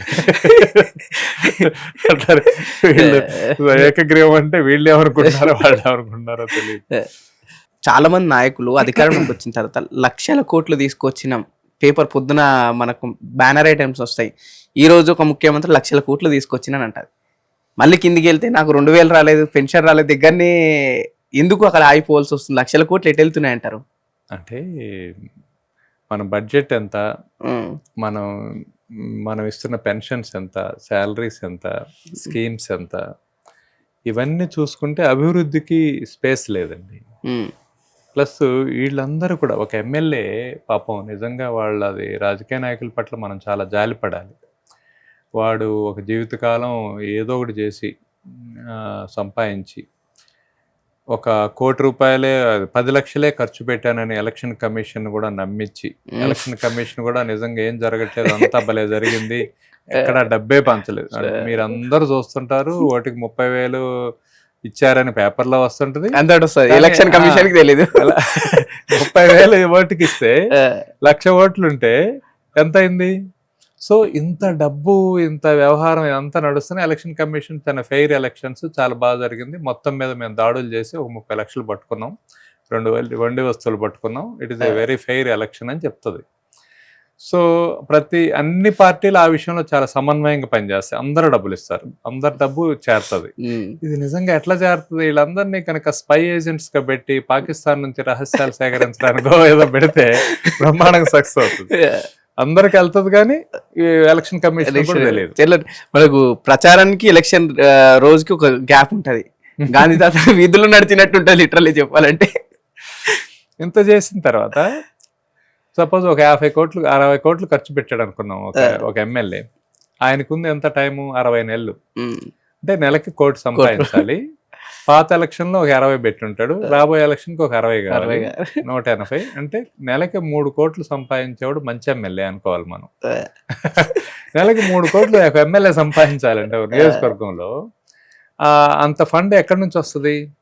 గవర్నమెంట్ నుంచి ఏం రావట్లేదు. సో వర్క్లు ఏం జరగట్లేదు. జరగపోయినప్పుడు ఏం చేయాలి? ఇంకా పాపం వాళ్ళు ఇక వీళ్ళ ఒక ప్రాసెస్ ఉంటుంది వీళ్ళకి. రేషన్ రైస్ అమ్ముకోవడం, అక్కడున్న కేబుల్ నెట్వర్క్ వాళ్ళకి ఇవ్వడం, అక్కడున్న వైన్ షాప్స్ బెల్ట్ షాప్స్ నడపటం, అక్కడ ఉన్నటువంటి contracts, housing permissions, layouts, what not, ఇక వ్యవస్థలో వీటన్నిటి మీద పడి పాపం వాడు సంపాదించాలి. ఎంత చేసి రోజు ఒక 50-60 మందికి భోజనాలు పెట్టాలి, 10-15 వెహికల్స్ తిరపాలి. నిజంగా బుద్ధున్నోడు ఎవడు రాజకీయాల్లో ఎమ్మెల్యేగా పోటీ చేయలేడు. అంటే ఒక గుర్తింపు తపన అనే ఒక దారిద్ర్యం వల్లనే దానిలోకి వస్తారు. కానీ ఇంత ఖర్చు పెట్టి ఇంత చేసి ఏం చేస్తున్నట్టు? ఇప్పుడు డబ్బు ఖర్చు పెట్టి మళ్ళా డబ్బు సంపాదించుకొని ఎక్కడ ఒక ఇంపాక్టబుల్ పని, ఇన్వెస్ట్మెంట్ బిజినెస్ అయిపోయింది, తృప్తికరమైన గొప్ప పని ఏది లేకుండా పాపం దౌర్భాగ్యమైన జీవితం కదా వాళ్ళది. చాలా జాలేస్తుంది. నిన్న ఎలక్షన్ జరిగింది సార్ తెలంగాణ రాష్ట్రం మొత్తం. చిన్న ఇన్సిడెంట్ అక్కడక్కడ జరిగినాయి, మేము ముందని తీసుకొస్తాం. ఒక యూపీఎస్సి క్లియర్ చేసి ఇంటర్వ్యూ క్లియర్ చేసి పోస్టింగ్ తీసుకున్న ఒక వ్యక్తులు ఒక సైడు, 10th ఫెయిల్ అయ్యి ఇంటర్ ఫెయిల్ అయిన వ్యక్తులు ఒక సైడు విపరీతం బూతులు తిట్టడం, పోలీసులని అధికారులను తిట్టడం. సో దీన్ని ఎట్లా చూస్తారా? ఆ వ్యక్తి పడాల్సినంత అవసరం ఉందా ప్రస్తుతం? ఎందుకంటే యూపీఎస్సి క్లియర్ చేసి ఇంటర్వ్యూ క్లియర్ చేసి కష్టపడి చదువుకొని వచ్చి డ్యూటీ చేస్తున్న వ్యక్తి ఏం రాని వాడితో మాటలు వాడడం కరెక్టా? అది మనల్ని మనమే అవమానించుకోవడం. అంటే మనం ఒక 4 పిల్లర్స్ పెట్టుకున్నాం కదా, చట్టం, న్యాయం, లెజిస్లేటరీ. సో ఈ సిస్టంలో ఏమవుతుందంటే వాళ్ళని మనం ఎంత గౌరవించుకుంటే మిగతా సమాజానికి కూడా అంత ఇది ఉంటుంది. ఇప్పుడు ఒక ప్రజాప్రతినిధి ఒక ఎస్పీ ఒక పోలీసు డిపార్ట్మెంట్ని తిట్టాడు అనుకోండి, కామన్ మ్యాన్కి మనం ఏం సందేశం ఇస్తున్నాం? ఓకే, రాజకీయాల్లో ఉంటే ఏదైనా చేయొచ్చు, మన దగ్గర అధికారం ఉంటే ఏదైనా చేయొచ్చు, అంతేగాని అధికారం అనేది చట్టం న్యాయం పరిధిలో పనిచేయట్లేదు అనే ఒక రాంగ్ మెసేజ్ ఇచ్చినట్టు అవుతుంది. అందుకని ఖచ్చితంగా అటువంటి ఆఫీసర్స్ అటువంటి సంఘటనల్ని ఆ డిపార్ట్మెంట్ ఖండించాలి, ఆ ఆఫీసర్ కూడా ఒప్పుకోకూడదు. రకమైన బానిసత్వం. ఈ రోజు పొద్దున బ్యానర్ రైటింగ్ కాకుండా ఎక్కడో డిస్ట్రిక్ట్ పేజ్లో పలానా ఎంపీ పైన కేసు నమోదు, పలానా మాజీ ఎమ్మెల్యే పైన కేసు నమోదు అని పెట్టేసి వదిలేస్తారు. అంటే జరగాల్సిన డ్యామేజ్ జరిగిపోయింది. వాడు తిట్టాడంటే మనం సినిమాటిక్ గా ఉంటది కదా, మన ప్రజలంతా కూడా మళ్ళీ దానికి ఆర్ఆర్ వేసుకొని ఇన్స్టాలో ఫేస్బుక్ లో అన్న సింహం పులి సింహం డైలాగులు బెదిరించడం, ఏళ్ళు చూపించడం. అంటే ఆ ప్రవర్తన అంతా ఒక వీధి రౌడీల ప్రవర్తన ఒక ప్రజాప్రతినిధి చేసి ప్రమాణం చేసి చట్టం న్యాయం ప్రకారం ప్రజల రాగద్వేషాలు లేకుండా ప్రవర్తిస్తున్నానని ఓటు వేసి ఒట్టు పెట్టి ప్రమాణం చేసిన వ్యక్తులు అలా బిహేవ్ చేస్తుంటే ఇది తప్పు అని అందరూ చెప్పాల్సిందే, లేకపోతే it is a wrong message to the society. తప్పు అని ఇప్పుడు ఒక వ్యక్తి ఈ డిపార్ట్మెంట్ తప్పు అని చెప్తే ఆ వ్యక్తి ఇక్కడ జాబ్ లో ఉండట్లేదు, ట్రాన్స్ఫర్ మళ్ళీ ఇదంతా ఇంకో వ్యవస్థ అయిపోతుంది. ఏమవుతుందండి, ఇప్పుడు వాళ్ళు బరాయించారు, రేపు ఇంకొక ఆఫీసర్కి వస్తుంది, ఇంకో అందరికి వస్తుంది. వ్యవస్థ అంతా చెడిపోయే బదులు కొంతమంది మాట్లాడడం మొదలు పెడితే అవతల అటువైపు తగ్గుతుంది, పబ్లిక్ అవేర్నెస్ పెరుగుద్ది. అట్లా మాట్లాడినోడే తప్పు అనేది తెలిసిపోద్ది. ఇప్పుడు వాడు ప్రభుత్వ ఉద్యోగులలో ఇన్సెక్యూరిటీ ఉంది కదా సార్, మాట్లాడిన వాళ్ళు ఇబ్బంది కొన్ని కాన్సిక్వెన్సెస్ ఫేస్ చేయాల్సిందని చెప్పేసి ఇన్సెక్యూరిటీ ఉంది వాళ్ళ దాంట్లో. యాక్చువల్గా అదే వాళ్ళు చేయాల్సిన అవసరం లేదు, బట్ వాళ్ళు కూడా కుటుంబం పరిస్థితులు దీని అందుకనే చాలా పోస్టులో ఏంటంటే ఆ ట్రైనింగ్ అందుకనే ఉంటుంది. ఇలాంటి పరిస్థితులు ఉన్నప్పుడు ఏం చేయాలి, ఎలా ఎదుర్కోవాలి అనేది. ఇవాళ ఉన్న సోషల్ మీడియా ఎరాలోనండి వాళ్ళు చాలా డిగ్నిఫైడ్గా అవేర్నెస్ తీసుకురావచ్చు. ఇది పెట్టేసి ఇది ఒకటి నా డిపార్ట్మెంట్ యాక్షన్ తీసుకోవాలి, ఐ నో దట్ దీనివల్ల ఏమవుతుంది అనేది. సో వాళ్ళు నాకు ఏ విధమైన హాని అయినా చేయొచ్చు. It is a civic society responsibility to protect officers like me. లేకపోతే ఏమవుతుందంటే మిమ్మల్ని ప్రొటెక్ట్ చేసేవాళ్ళు లేరు. వాళ్ళ కోసం నేను ఊడిగం చేయడానికి కాదు నేను ఇక్కడ ఉంది, ఊడిగం చేయకపోతే ఇలా ఉంది, ఒకళ్ళు నేను వ్యతిరేకిస్తే ఇలా అవుతుంది, దానికోసం మీరు నాకు అండగా ఉంటే బాగుంటుందంటే, ఇవాళ డిజిటల్ ఎరాలో ఏమవుతుంది, దానికి ఒక సపోర్ట్ వచ్చింది అనుకోండి, అవతలవాడు వచ్చి సారీ చెప్తాడు, ఇతను పలానా వ్యక్తికి సారీ చెప్పాల్సిందే అని ఒక టెక్కీస్ అంతా ఒక మూవ్మెంట్ వచ్చింది అనుకో, డెఫినెట్గా చెప్తారు. కానీ రాజకీయ నాయకులు ఏమనుకో, ప్రజలు మమ్మల్ని ఎన్నుకున్నారు, మాకంటే గొప్ప వాళ్ళు ఎవరు లేరు అనే విధంగా కూడా కొంతమంది తీసుకెళ్తుంది ఈ లైన్ని. కేఎన్వై పతంజలి గారని కాకి వనం అని ఒక పుస్తకం రాశారు. దాని బేస్డ్గా సింధూరం అని ఒక సినిమా వచ్చింది. రవితేజ స్టార్టింగ్ లో నటించిన సినిమా రవితేజ ఇదంతా. So Krishna Vamsi cinema. దానిలో ఒక ఆయన అంటాడు నేను ప్రజాప్రతినిధిని అంటే, దాన్ని చాలా ఎగ్జాంపుల్గా చెప్తాడు. ఇది నేను యాజ్ ఇట్ ఈజ్గా చెప్తున్నా మీకు, ఎందుకంటే ఆయన ఆలోచన కాబట్టి ఆ క్రెడిట్ ఆయనకే ఇవ్వాలి. ప్రజాప్రతినిధి కదా, ఒక నియోజకవర్గం ఉన్న ఓట్లు 1,00,000, పోలైంది 60,000, 60% కాబట్టి 60,000 ఓట్లు పోలైంది. 60,000 ఓట్లలో మొత్తం 4 పార్టీలు ఉన్నాయి.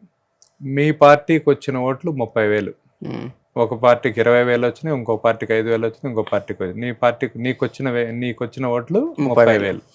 ఈ 30,000లో నీ డబ్బుకు వచ్చిన ఓట్లన్నీ, నీ మందుకు వచ్చిన ఓట్లన్నీ, నీ భోజనానికి వచ్చిన ఓట్లన్నీ, నీ కులానికి వచ్చిన ఓట్లన్నీ, నీ మతానికి వచ్చిన ఓట్లన్నీ, ఇవి ఇన్ని పోను ఒక ప్రజాప్రతినిధిగా నువ్వు ఎస్ యు ఆర్ రైట్ అనుకున్న వచ్చిన ఓట్లన్నీ, అప్పుడు చెప్పు నువ్వు ప్రజాప్రతినిధి అంటాడు. ఇవాళ మనం లెక్కేసినా కూడా అలానే ఉంటుంది. అంటే వీళ్ళెవరికి ప్రజల తరపున జెన్యూన్ గా ఓటేసే వాళ్ళైతే లేరు నాయకుడిని చూసి. ప్రజల ప్రతినిధిగా చెప్పుకునే అర్హత చాలా తక్కువ మందికి ఉందండి. అంటే ప్రజలే ఆ కాన్షియస్నెస్ లేదు, మనము వాళ్ళని అనడానికి లేదు, వాళ్ళు మన దగ్గర నుంచి వెళ్తున్నారనే విషయం గుర్తుపెట్టుకోవాలి. మంచి ప్రజలేరి మంచి ప్రజాప్రతినిధులు రావడానికి మంచి ప్రజలు లేరు. ఎగ్జాక్ట్లీ. ఇప్పుడు మనం ఏమంటామంటే అదర్ సైడ్ ఆలోచిస్తాం, రాజకీయ నాయకులు అంటే విలన్లని, ప్రజలు చాలా గొప్పవాళ్ళని. ప్రజలు కొంతమంది వాళ్ళ అమాయకము, అజ్ఞానము, లేకపోతే తాత్కాలికమైన ఉపశమనము, స్కీమ్లో ఏదో ఒకటి ఉంటుంది. బికాస్ ఆఫ్ అన్ని రకాల పేదరికం వల్ల, అంటే ఆర్థికపరమైన పేదరికం, సోషల్ భావజాలంలో పేదరికం, వీటన్నిటి వలన వాళ్ళకి ఎక్కడో ఇది ఉంటుంది. కానీ అక్కడ ఉండే పర్సను అసలు తను ఎందుకు వస్తున్నాడు అనేది తెలియాలి. వెరీ అన్ఫార్చునేట్ థింగ్ ఏంటంటే, ఒక ఎల్కేజీ అడ్మిషన్ కూడా చాలా స్కూల్లో టెస్ట్ ఉంది, పార్టీ ఎమ్మెల్యే కావడానికి టెస్ట్ లేదు. అదే సినిమాలో ఇంకో డైలాగ్ ఉంటుంది, ఒకడు ఒక జీవితకాలం ఎయిమ్ వాడికి కానిస్టేబుల్ కావడం, కానిస్టేబుల్ సెలెక్ట్ అయినాక కంగ్రాచులేషన్స్ రా అంటే వాడు డల్గా ఉంటాడు. ఏంట్రా డల్గా ఉన్నావు, నీ జీవితకాలం ధ్యేయం కదా అంటే వాడు ఒక మంచి మాట చెబుతాడు, అన్న చెస్ట్ హైట్ వెయిట్ చూశారు కానీ నాకు దేశం అంటే ఎంత ప్రేమ ఉందో ఎవరు చూడలేదన్నా అంటాడు. సో అంటే ఒక ప్రతినిధి వాడి బ్యాక్గ్రౌండ్ ఏంటి, ఎలా వచ్చాడు, అతని ఆలోచన ధోరణం ఏంటి, అసలు పుస్తకం చూడకుండా వందే మాత్రం చెప్పగలడా, పుస్తకం చూడకుండా జాతీయ గీతం ఏంటో కూడా చెప్పడం, తర్వాత జనగణ మన పాడగలడా, లేదా తర్వాత కనీసం అసలు రాజ్యాంగం గురించి ఒక బేసిక్ ఫండమెంటల్ చాప్టర్స్ అంటే తెలుసుకోవాలి కదా. రాజ్యాంగం మీద ఒక ప్రమాణం చేస్తున్నాం కదా మనం, అసలు రాజ్యాంగం అంటే ఏంటి, అది ఏ రకంగా ఉపయోగపడుతుంది, ఏ రకమైన చట్టాలు ఉంటాయి, అసలు ఒక ఎమ్మెల్యే అనేవాడు ఏమి చేయగలడు, ఒక ఎంపీ అనేవాడు ఏమి చేయగలడు, సో ఎందుకు ఇక్కడికి వస్తున్నారు. నిజంగా ఇదంతా పెద్ద మాయండి. మామూలుగా మన వ్యవస్థలో ఎమ్మెల్యే అనే అతనికి ఏమి పని లేదు, పాపం అసలు ఏమి చేయలేడు, మీకు తెలుసా, సామాన్య ఏం చేయలేడు. అసలు ఎమ్మెల్యేకి ఏమి హక్కులు అధికారాలు ఏమీ ఉండవు. అసెంబ్లీలో ఏదైనా ఒక టాపిక్ మీద చర్చ జరిగితే చెయ్యెత్తాలి అంతే, ఆ పని తప్పితే అతనికి వేరే పనే లేదు. ప్రస్తావించాల సమస్య ఉందని అంతే, సమస్య ఉందని ప్రస్తావించటం కూడా లేదు అసలు, వాడి రూల్ బుక్ లో లేదు. అంటే తీసుకెళ్ళొచ్చు, ఇలాంటి ఒక పని ఉందండి అని తీసుకెళ్ళొచ్చు, దాన్ని మళ్ళీ క్యాబినెట్ అప్రూవల్ అయ్యి ఆ ఫైల్ అంతా అయ్యేటట్టు చూడొచ్చు. ఇక్కడేముంది, ఒకటి పార్టీయే పొలిటికల్ కంపెనీ, అది ఒక ఆయన పెట్టుకున్నాడు పార్టీ, నేను కంపెనీ పెట్టుకున్నాను అబ్బాయి అన్నట్టు ఒక ఆయన పార్టీ పెట్టుకున్నాడు. ఆయన పెట్టుకున్న ఒక కంపెనీలో ఆయనకు కూడా ఒక 20 కోట్లు ఇచ్చి అరే బాబు నా టికెట్ అని తెచ్చుకున్నావు, మళ్ళా నాకు ఓట్లు వేయండి మళ్ళా జనాలకి డబ్బులు ఇస్తున్నావు. ఇప్పుడు పార్టీ పెట్టడానికి డబ్బులు ఇచ్చి, జనాలకి డబ్బులు ఇచ్చి, పాపం నీ ఆస్తులంతా ఇదైపోయి నువ్వు ఇబ్బంది పడి మళ్ళా ఇంక పైకేమో ప్రజా సేవకుండా అని చెప్తా, ప్రజలకు సేవ చేయలేక ప్రజలు కూడా ఏముంది, వాడు వ్యక్తిగతమైన దాని మీదే వస్తాడు. పోలీస్ స్టేషన్, రెవెన్యూ ఇష్యూసే ఉంటాయి. అక్కడ వీళ్ళు క్లియర్ గా చెబుతాడు, ఎవడన్నా వస్తే వాడికి చూడండి ఒక 5,000 తీసుకొని మీరు ఒక 5 తీసుకొని అంటే వాడు పాపం మళ్ళా స్టేటస్ చెప్తా ఉండాలి కదా, ప్లాన్ అంతా డబ్బు ఎట్లా రావాలనేది. ఒక విశ్వాలయంలో పాపం వాళ్ళు కోట్లు చిమ్మేసి మళ్ళా రూపాయలు వేలల్లో ఏరుకొని పర్సెంటేజ్లు తీసుకొని మళ్ళీ అవన్నీ తెచ్చుకొని ఇంత చేసి వాడికి ఏంటంటే పోలీసు సాల్యూట్ చేస్తే సంతోషపడతాడు. కార్ పక్కన ఇద్దరు పరిగెత్తడం, బుగ్గ కారు ఉండడం, దానికోసం అల్లాడిపోతున్నాడు. అన్న నాకు బుగ్గ కారు లేకపోతే సిగ్గుపోతుంది. చాలా మంది ఉన్నారు సార్ ప్రెస్టేజ్ ఇష్యూ కోసం నిలిచిన వాళ్ళంటే ఎందుకు చేయాలి? అదేదో సరదాగా హాయిగా ఒక్క గ్రామం తీసుకొని ఆ డబ్బుల్లో కొద్దిగా ఖర్చు పెట్టి అక్కడ ఒక సోషల్ ఇంపాక్ట్ క్రియేట్ చేసి ఒక మోడల్ చేస్తే జీవితకాలం తృప్తి వస్తుంది అండ్ ఒక మెజరబుల్ ఇంపాక్ట్ వస్తుంది. సార్ ఎలక్షన్ అనగానే మీరు అన్నట్టు ఈ పార్టీ కంపెనీల ఎవరైతే సీఈఓలో నాయకులు ఉంటారో వాళ్ళు విపరీతంగా తిట్టుకోవడం జరిగింది. అసలు ఎంత అంటే పర్సనల్గా వెళ్ళి బూతులు కూడా తిట్టుకున్న పరిస్థితి కనిపిస్తుంది రెగ్యులర్ చూస్తే. మళ్ళీ కలిస్తే పెళ్లిళ్ళలో ఫంక్షన్లు కలిస్తే మాట్లాడుకోవడం, వాళ్ళు ఆలింగనాలు చేసుకోవడం అన్నీ నడుస్తుంటాయి. రెగ్యులర్ కలిస్తే కొట్టుకునే పరిస్థితి ఉంటుందా, లేకపోతే జనాలను పిచ్చోళ్ళని చేయడం మీ మాటలకు? All great people are selfish అండి. సో వాళ్ళకి ఎలా ఉంటుందంటే, ఇప్పుడు సినిమా హీరోలు ఉన్నారు, వాళ్ళ అభిమానులు కొట్టుకుంటా ఉంటారు, వాళ్ళు బ్రహ్మాండంగా హాయిగా ఒకళ్ళు హగ్ చేసుకుంటా ఉంటారు. రాజకీయ నాయకులు ఉన్నారు, వాళ్ళు ఎందుకంటే ఇప్పుడు పబ్లిక్ గా అలా తిట్టకపోతే వీడికి వీళ్ళకి రెచ్చగొట్టాలి, ఇది ఒక రక్త చరిత్ర టైప్ లో ఉంటే గానీ వీళ్ళకి తృప్తి ఉండదు. సో వాళ్ళ ఆ పబ్లిక్ డిమాండ్ లానే ఉంది అది. అరే ప్రజలు కనుక ఏంట్రా మీ భాష ఏంటి, మీరేంటి, అరే చస్తున్నారా బాబు ఈ తాగుబోతుల భాష, వైన్ షాపుల భాష, మీరు బెటర్ ఇంకా ఫుల్ రాగి మాట్లాడుకోవడం బెటర్. మీరు మాట్లాడుకోవటం ఏంది, అక్కడ కూర్చొని ఆ భాష మాట్లాడుకొని ఏం సందేశం ఇస్తున్నట్టు? ఏదో బ్రహ్మానందం గారి మీమ్స్ ఏదో ఉంటది, బ్రహ్మానందం గారు ఏం సందేశం ఇస్తున్నారు మీరు అన్నట్టు. వాళ్ళు ఏం సందేశం ఇస్తున్నట్టు అవన్నీ ఆ భాష మాట్లాడు. వాళ్ళకి ఏం ఉండదండి. ఇట్ ఈజ్ ఇప్పుడు నీ సంగతి చూస్తానంటాడు, అధికారంలోకి వస్తే నీ సంగతి చూస్తానంటాడు ప్రతిపక్ష నాయకుడు. అధికారంలో వచ్చిన ఊరక చూస్తా అంటుంటాడు, ఏం చూడరు.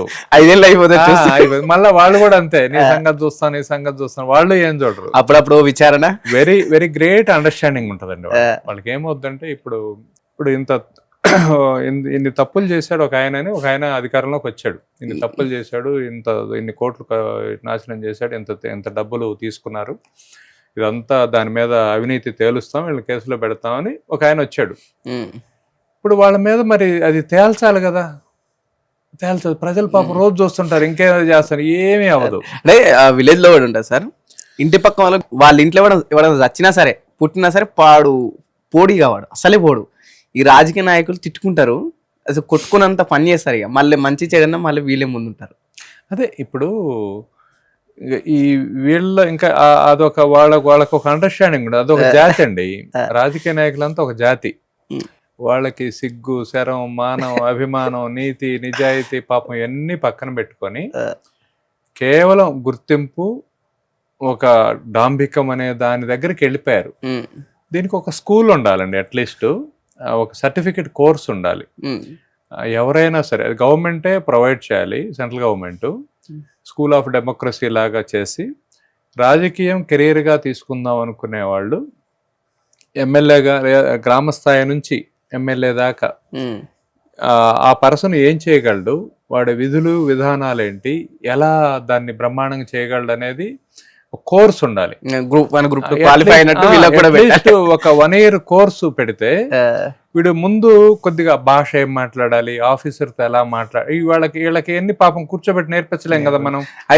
ఒక ఆఫీసర్ తిడుతుంటాడు, వీడు రోడ్డు మీద తిరిగి వచ్చినాడు, అతను ఒక బ్రహ్మాండమైన ఆఫీసర్ నా కొడక నీ తోలు తీస్తాను, ఆఫీసర్ గ్రూప్ 2 క్లియర్ చేసి ట్రైనింగ్ తీసుకొని క్లాసెస్ విని నీట్ గా. అదే వాడికి ఇప్పుడు వాడు చెవు పట్టుకొని ఆఫీసర్తో ఇలా మాట్లాడాలి, పబ్లిక్ తో ఇలా మాట్లాడాలి, ఇతర పార్టీలతో ఇలా, ఇవన్నీ కూడా చెప్పలేం కదా. అందుకని ఒక సంవత్సరం ఒక స్కూల్ పెట్టి కూర్చోబెట్టి వాళ్ళందరికీ ఒక సర్టిఫికెట్ ఇచ్చే సిస్టమ్ ఏదో ఉండాలి. మీ ద్వారా ఇది సెంట్రల్ గవర్నమెంట్ దాకా వెళ్ళి బ్రహ్మాండంగా అలాంటి ఒక సర్టిఫికెట్ ఇచ్చినోడే ముందు అట్లీస్ట్ దాన్ని పార్టిసిపేట్ చేయడానికి మినిమం అర్హత ఉండాలి అన్ని స్టేజెస్లో, పంచాయతీ దగ్గర నుంచి పార్లమెంట్ దాకా వాళ్ళ స్టేజ్ని బట్టి ఆ క్లాస్ని బట్టి ఉండాలి.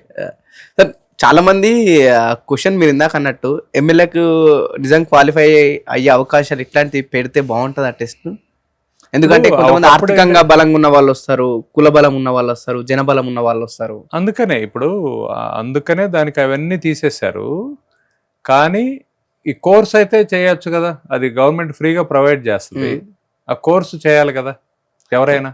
ప్రభుత్వంలో ఫేక్ సర్టిఫికేట్లు పెట్టి దానిలోకి వచ్చింది కదా సార్. వాడు ఒక సంవత్సరం అయితే వెళ్ళాలి, ఒక కోర్స్ అయితే చేయాలి అంటే ఇంకా ప్రతి దానికి చూస్తారండి మనవాళ్ళు.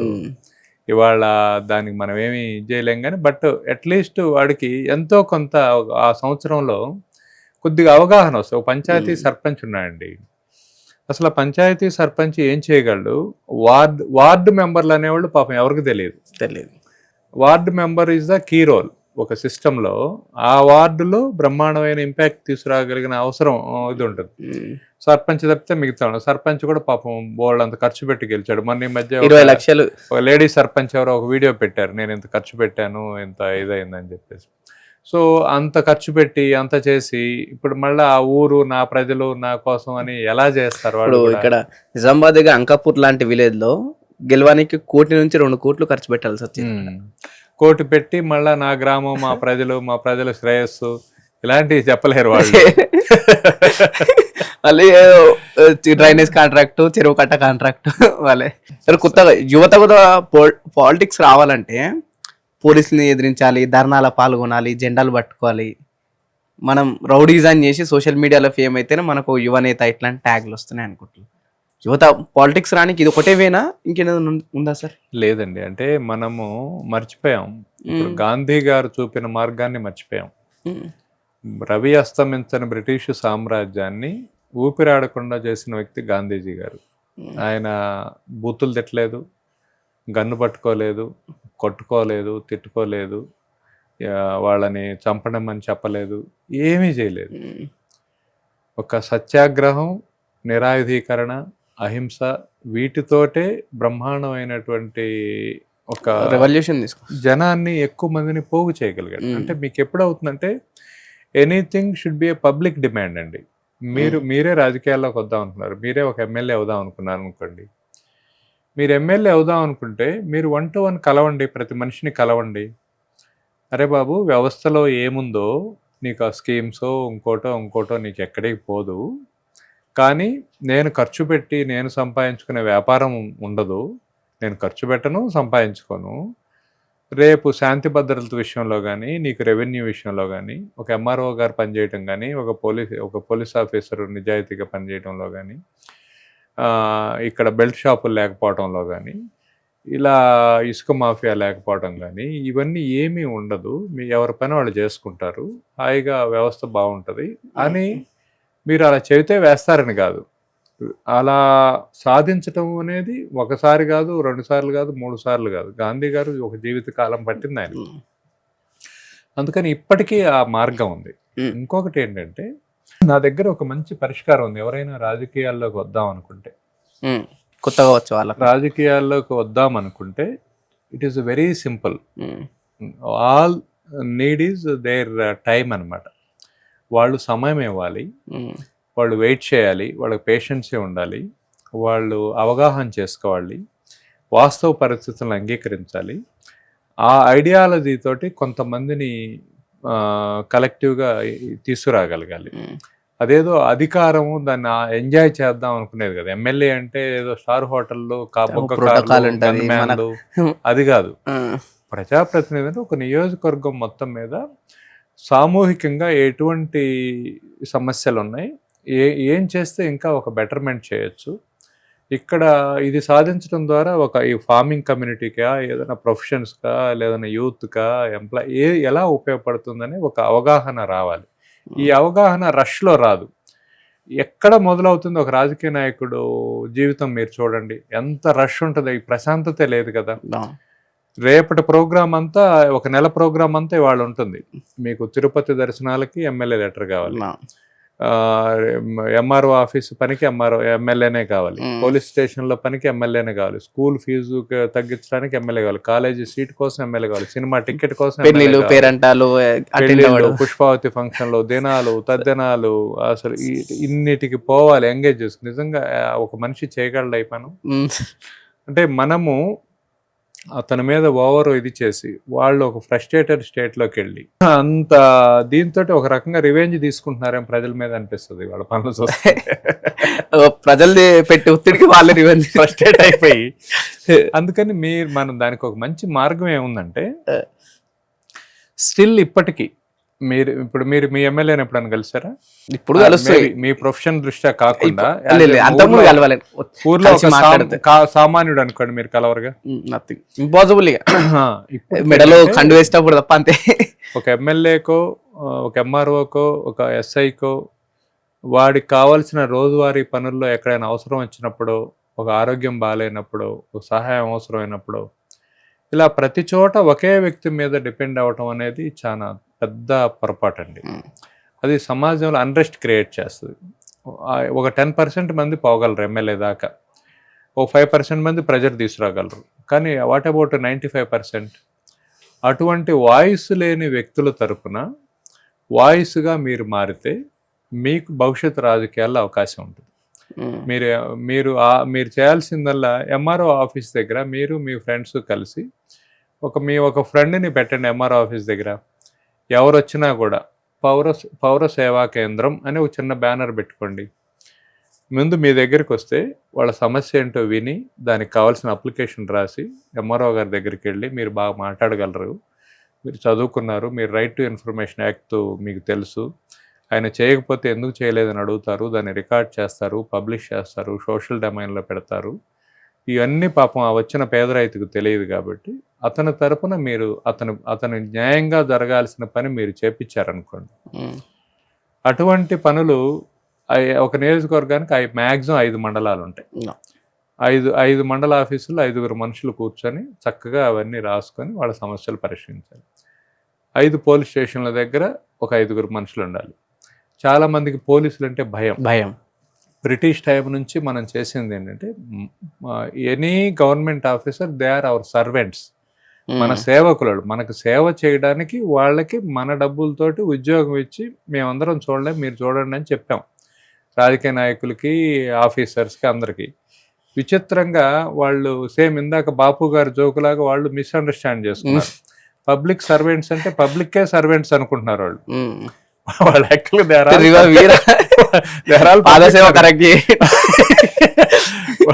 ఆర్ ఆల్ పబ్లిక్ సర్వెంట్స్, కానీ వాళ్ళే అనుకుంటున్నారు పబ్లిక్కే మా సర్వెంట్స్ అనుకుంటున్నారు. సో అట్లా ఇప్పుడు ఒక పోలీసు ఎస్ఐ దగ్గరికి అందరు వెళ్ళలేరు, భయం. వాడు ఏం సంగతి అంటే పాపం వాళ్ళు కూడా ఏంటంటే ఫ్రస్ట్రేషన్, సూట్ కేసు మెంటాలిటీ. ఒక ఎమ్మెల్యే పిలిచి బాడుకోవాలి లంజడుకో మా వాడు వస్తే తేనన్నామంటే ఏం రా కత్తలు పడుతున్నావు, వాడు పాపం అది ఎక్కడ చెప్పుకుంటాడు, ఎవడన్నా పాపం అమాయకుడు ఆ టైం పోతే ఏం రా పాడుకోవాలి అని వాడి మీద పడు, అంటే వీడి మీద వచ్చిన ఒత్తిడి ఇంకో చోటకు పాస్ చేస్తాడు. ఆ భాష చూసి పాపం వాడు గడగడలాడిపోతాడు. నేను సీఎని తిడుతుంటే తను అట్లా వెళ్ళిపోతుండు, అమ్మనా బూతులు తిడుతుంది సీఎని. పాపం అదంతా ఎక్కడ పడుద్ది, ఇంకో స్టేషన్కి వెళ్ళిన ఇంకొక అమాయకుడి మీద పడుద్ది. ఫాట్ మన కొడతాడు వచ్చినాడంటే ఒక సైకిక్ గా తయారైపోతాడు. సో అదే మీలాంటి వాళ్ళు ఒకళ్ళు వెళ్ళి సార్ ఎస్ఐ గారు ఇదండి పరిస్థితి, పాపం ఇతను ఇదని చెప్పారు అని అనుకోండి, వాడు మామూలుగా సామాన్య జనానికి పోలీస్ స్టేషన్ అనగానే మనల్ని కొడతారు, లోపలేస్తారు, కేసులు ఇదే ఉంటది. అతను వాళ్ళు బియాండ్ అది, అసలు అది ఎవరూ చేయకూడదు. వాళ్ళకి ఒక నోటీస్ ఇవ్వాలి, అర్థం చెప్పించాలి, కోర్టుకి వెళ్ళాలి, కోర్టు తీర్పు ప్రకారం ఇదంతా పాపం వాడికి తెలియదు. సో అలాగా మీరు పోలీస్ స్టేషన్ దగ్గర ఒక మనిషిని పెట్టారు, పనిచేశారు, రెవెన్యూ అయిపోయింది, పోలీస్ అయిపోయింది. నియోజకవర్గంలో ఉన్న యువతతోటి ఒక సెంటర్ పెట్టారు. అరే బాబు మీరు ఎక్కడెక్కడ ఉన్నారు, ఏమేం చేస్తారు, ఉద్యోగాలు ఇవ్వగలిగే వాళ్ళు, అవకాశాలు చెప్పగలిగే వాళ్ళు ఎంతమంది, అవకాశం కావాలనుకునే వాళ్ళు ఎంతమంది, ఇలాగా ఒక ప్రోగ్రెసింగ్ థాట్ మొదలైతే సో స్లోగా ఇప్పుడు మీలాంటి వాళ్ళు ప్రతి ఊర్లో మీలాంటి వాళ్ళు చాలా మంది అయ్యారు.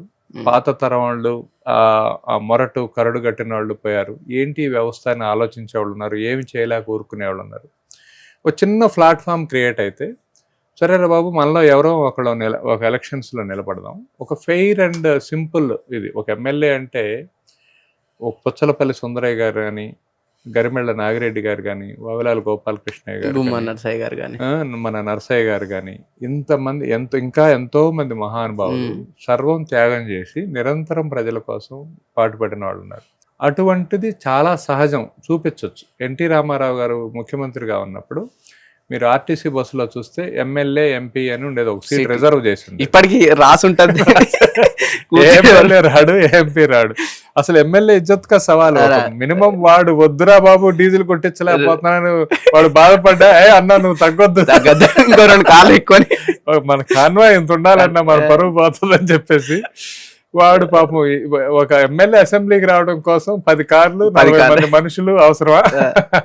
ప్రోగ్రామ్ కి వెళ్తే కాన్వే, వీళ్ళతో పాటు ఇంక మళ్ళీ బైక్ ర్యాలీ, ఇంకో ర్యాలీ, దిగిన చోటలో జై అంటుంటారు. వాడు చచ్చిపోయిన చోట కూడా పొరపాటు వీళ్ళకి అలవాటు అయిపోయి జై అంటుంటారు అన్నమాట. చాలా మంది యువత కూడా ఒకవైపు ఉద్యోగం వైపు వెళ్తున్నారు. ఉద్యోగంలో కూడా ఈఎంఐలు కట్టడానికే ఉద్యోగం చేస్తుంది. ఇన్ఫాక్ట్ నేను కూడా అదే సిచ్యువేషన్, ఈఎంఐలు కట్టడానికే ఉద్యోగం చేయాల్సిన పరిస్థితి ప్రస్తుతం ఏర్పడింది. దీనికి సొల్యూషన్ ఉందంటారా? మన సామెతలు, సుభాషితాలు, మన ఇలాంటి చిన్న చిన్నవి ప్రతి ఊర్లో ప్రతి సామాన్యుడికి కూడా అర్థమయ్యేలాగా ఉండేవి. మంచం ఉన్న వరకే కాళ్ళు మడుచుకోవాలి అని ఒక సామెత. అంటే ఇప్పుడు బియాండ్ కాళ్ళు బయటకు పెట్టావు అనుకోండి, అది నీకు ఇబ్బందే. నీ మంచం పొడవు ఎంత అనుకోండి, అంతవరకు ఉన్నావు అనుకోండి, బాగానే ఉంటుంది. మన దైనందిన జీవితంలో మనం అందరం ఒకేలాగా ఉండాలని డిసైడ్ అయ్యాం. అందరికీ ఇల్లు ఉండాలి, అందరికీ కారు ఉండాలి, అందరికి అందమైన భార్య ఉండాలి, అందరికి అందమైన భర్త ఉండాలి, అందమైన పిల్లలు ఉండాలి, తెలివిగల పిల్లలు ఉండాలి, మన పిల్లలకే ఫస్ట్ మార్కులు రావాలి.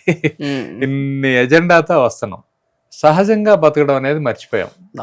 ఇప్పుడు ఆర్టిఫిషియల్ గా జీవిస్తున్నాం. ఇప్పుడు మనమే కొత్త కాదు కదా. ఒక 50 ఏళ్ల కిందట కరెంట్ లేని రోజుల్లో, బోర్లు లేని రోజుల్లో, 10 సంవత్సరాల కింద కూడా లేవు. ఈవెన్ ఒక 50 ఏళ్ల కిందట కరెంటు, బోర్లు లేని రోజుల్లో కూడా మన వాళ్ళందరూ బతికారు, మనల్ని బతికిచ్చారు కదా.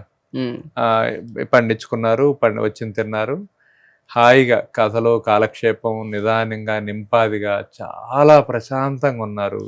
చంద్రుని చూశారు, సూర్యుడిని చూశారు, అందరు కలిసి భోజనాలు చేశారు, ఉత్సవాలు చేసుకున్నారు, పండగలు చేసుకున్నారు. లైఫ్ బాగా హాయిగా ఉందిగా. ఇవాళ అదన్నా డ్రమటైజ్గా చేసుకోవాల్సి వస్తుంది, బాగా ఉన్నట్టుగా నటించాల్సి వస్తుంది. బాగా లేదు వాస్తవంగా. ఒక 100 సంవత్సరాల జీవితంలో అత్యంత క్వాలిటీ టైం, ఒక 30 ఏళ్ల పాటు బ్రహ్మాండంగా ఎనర్జీ శక్తి ఉన్న వయసుని ఒక ఉద్యోగం కోసము, ఆ ఉద్యోగాన్ని తాకట్టు పెట్టి తీసుకున్న అప్పు, దానితోటి కొనుక్కున్న ఒక ఇల్లు కోసం, ఒక జీవితం అంతా ఇచ్చేవాల్సి వస్తుంది. సరే, అది వద్దనుకుంటే మళ్ళీ సోషల్ ఇది ఉండట్లేదు. అది కావాలని మీరు అది వెళ్ళినప్పుడు ఇవాళ దానికి సెక్యూరిటీ లేకుండా పోతుంది. ఇప్పుడు నిన్న మొన్న చూస్తే ఏఐ వలన ఎంట్రీ లెవెల్ ఉద్యోగాలు అమెరికాలో ఈ ఇయర్ 35% తగ్గిపోయినాయి. ఎందుకంటే అవన్నీ ఏఐ ఈజీగా చేసేస్తుంది. ఇండియాలో 28% తగ్గిపోయినాయి. అలాగనే చాలా కంపెనీస్ ఇంకా ఏం చేయాలనే పరిస్థితిలోకి వచ్చేసారు. సో టెక్నాలజీ వల్ల సుఖంగా, హాయిగా చాలా డబ్బు సంపాదించనే దగ్గర నుంచి ఇవాళ అదే టెక్నాలజీ ఇంకా ఓవర్ డెవలప్ అయ్యి, మీతో పని లేదురా బాబు, నన్ను నేనే చూసుకుంటానని టెక్నాలజీ చెప్పేదాకా వచ్చేసాం. సో ఇప్పుడు మనకేంటి, ఇటు పని లేదు, అటు అవసరం లేదు. అందుకని మనం చేయగలిగిన పని ఏంటో మనం చూసుకోవాలి. అది ఏ పని చేసినా పర్వాలేదు, ఒక టీ కొట్టు పెట్టుకున్నా పర్వాలేదు, కూరగాయలు కొట్టు పెట్టుకున్నా పర్వాలేదు, వ్యవసాయం చేసినా పర్వాలేదు. నేను చెప్పేదేదో బ్రహ్మాండం ఇదే సత్యం అని కాదు, కానీ నాకేమనిపిస్తుందంటే వ్యవసాయ రంగం మాత్రమే వీళ్ళందరినీ భరాయించగలదు, వీళ్ళందరినీ అకంపెనీ చేయగలదు, ఇంతమందికి ఎంప్లాయ్మెంట్ క్రియేట్ చేయగలదు అని అనిపిస్తుంది. ఎందుకంటే భారతదేశంలో 140 కోట్ల మంది జనం ఉన్నారు. దాదాపు 40 కోట్ల ఎకరాలు వ్యవసాయ సాగు భూమి ఉంది. అంటే ఆల్మోస్ట్ 1 ఎకరం 3 మనుషుల్ని ఫీడ్ చేయాలి 365 రోజులు. అంటే మనం మొత్తం పండిస్తే మన జనాభాకి సరిపోతుంది, అందరూ మంచి ఆహారం తీసుకుంటే. సో ప్లస్ భూమి అక్షయ పాత్ర. ఒక విత్తనం పెడితే 100 విత్తనాలు వచ్చేది అక్కడి నుంచే, ఇంకా ఏ కంప్యూటర్లో నుంచి రాలే. సో నేచర్ తోటి అది వస్తుంది. సో అలాంటి ఒక ఎకో సిస్టమ్ చేసుకొని మన గ్రామంలో ఉన్న దాన్నంతా మనం అక్కడ ఉన్న పిల్లలందరూ కలిసి పనిచేస్తే పంటలు పండించడం, టెక్నాలజీని వాడడం, ప్రభుత్వ సహకారం కూడా విడివిడిగా కాకుండా కలెక్టివ్గా తీసుకొని మనందరికీ రైతు భరోసా వచ్చింది అనుకుందాం. మనం ఏం చేయాలంటే మన గ్రామం నుంచి ఒక వినతి పత్రం ముఖ్యమంత్రి గారికి ఇచ్చి, ఏమండి మా ఊర్లో ఒక 1000 ఎకరాల భూమి ఉంది, ఈ 1000 ఎకరాల భూమికి కావాల్సిన దానిలో మాకు ఇది అవసరం ఉంది, అందరికీ కలిసి కలెక్టివ్గా మీరు ఒక వాటర్ గ్రిడ్ ఇవ్వండి, ఇన్పుట్స్ ఇవ్వండి, సో మీదంతా మీ పెట్టుబడి లాగానే అనుకోండి, మా పంటలు పండి మాకు బాగా ఆదాయం వచ్చినప్పుడు మీరు కొంత తీసుకోండి, మీరు మాకు ఉచితంగా కూడా ఇవ్వద్దు, మా పండిన పంటని నిల్వ చేసుకోవడానికి స్టోరేజ్, ప్రాసెస్ చేసుకోవడానికి వాల్యూ ఎడిషను, అమ్ముకోవడానికి ఒక మార్కెటింగ్ ఆపర్చునిటీ ఇది కల్పించండి అని అడిగామనుకోండి. నా ఆలోచన ఏంటంటే ఇది నిరంతరం ఉంటుంది కదా, మీకు పంట పండుతుంది, మీ పండిన పంట మార్కెట్కి అవసరం ఉంది. అది కాక మన దేశంలోనే 60% యువతుంది, ప్రపంచంలో ఏ దేశంలో లేదు. మన దేశంలోనే ఒక అద్భుతమైన ట్రాపికల్ ప్యారడైజ్ ఉంది, ఇది ఒక మన వరం. 365 రోజులు సూర్యుడు కనపడే దేశాలు ప్రపంచంలో సగం దేశాలు లేవు. సూర్యుడే కనపడ్డా, ఇంక పంటలు ఏం పడతాయి? ఐసు గడ్డగట్టిపోయి ఉంటుంది, వాడు బాత్రూమ్కి పోవాలన్నా కూడా హీటర్ వేసుకొని పోవాలి. కానీ మనకి బ్రహ్మాండమైనటువంటిది దానిలో మన తెలంగాణ గొప్ప, అంటే వారు కాళోజీ గారు అన్నట్టు నా తెలంగాణ కోటి రత్నాల వీణ అని, అంటే మనకి ఒక వండర్ఫుల్ ఎకో సిస్టము, మనకు వాతావరణం ఉంది, మన టెంపరేచర్స్ కానీ, మన 360 days సన్లైట్ కానీ, మన ఇది కానీ. సో ప్రాపర్గా వాటర్ హార్వెస్టింగ్ చేసుకొని, వాటర్ గ్రిడ్ ఏర్పాటు చేసుకొని, ఒక ప్రాపర్ ప్లాన్ తోటి కనుక వెళితే ఇది ఎప్పటికీ అదొక పర్మనెంట్ సొల్యూషన్. అన్ఫార్చునేట్గా ఏంటంటే నోబడీ కేర్స్ అండి, ఈవెన్ పాపం పొలిటీషియన్స్ ముందుకు వచ్చిన పబ్లిక్ ఎవ్రీబడి ఈజ్ ఇన్స్టెంట్. ఇప్పుడు ఇన్స్టాగ్రామ్ ఎరాలో ఉన్నాం కదా, మనం క్షణాల్లో అయిపోవాలి, అది మనం చూద్దాం అనుకుంది కూడా 3 సెకండ్లు అయిపోవాలి, రీల్స్ 60 సెకండ్ రీల్స్. సో ఇది చాలా ప్రమాదం మానవాళికి. ఇది అయిపోయి మైక్రో లెవెల్కి దిగిపోయి మాట్లాడే మనిషి లేక, మనుషులతో మాట్లాడలేక, అచ్చం దాన్ని చూస్తా కూర్చుంటే మళ్ళీ ప్రొడక్టివ్ అవర్స్ లేక, పని రాక, ఇన్ని రకాలుగా ఇబ్బంది అవుతుంది.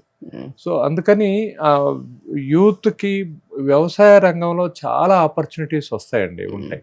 కానీ ఇది ఒక్కళ్ళతో అయ్యే పని కాదు. ఒక ఆయన నన్ను అడిగారు, వ్యవసాయ రంగానికి బిగ్గెస్ట్ థ్రెట్ ఏంటని. అందరు ఏదేదో చెప్తా ఉంటే నేను చెప్పాను, బిగ్గెస్ట్ థ్రెట్ ఏంటంటే మన మారుతున్న ఆహారపు అలవాట్లే. ఇవాళ మన పిల్లలకి చాలా కూరగాయల పేర్లు కూడా తెలియదు, అసలు ఆ కూరలు తినరు. బంగాళదుంప తింటారు కూరగాయల్లో మోస్ట్లీ, నెక్స్ట్ క్యారెట్ తింటారు. చాలా మంది పిల్లలు, చాలా మంది మనుషులు, ఇంట్లో పెద్దవాళ్ళు కూడా బిర్యానీ అనేది బ్రహ్మాండమైన గొప్ప ఫుడ్ అనుకునేదాకా వెళ్ళిపోయారు. రోజు మాంసం తింటాం టాప్ లిస్ట్ లో ఉంది ప్రస్తుతం హైదరాబాద్ లో అయితే.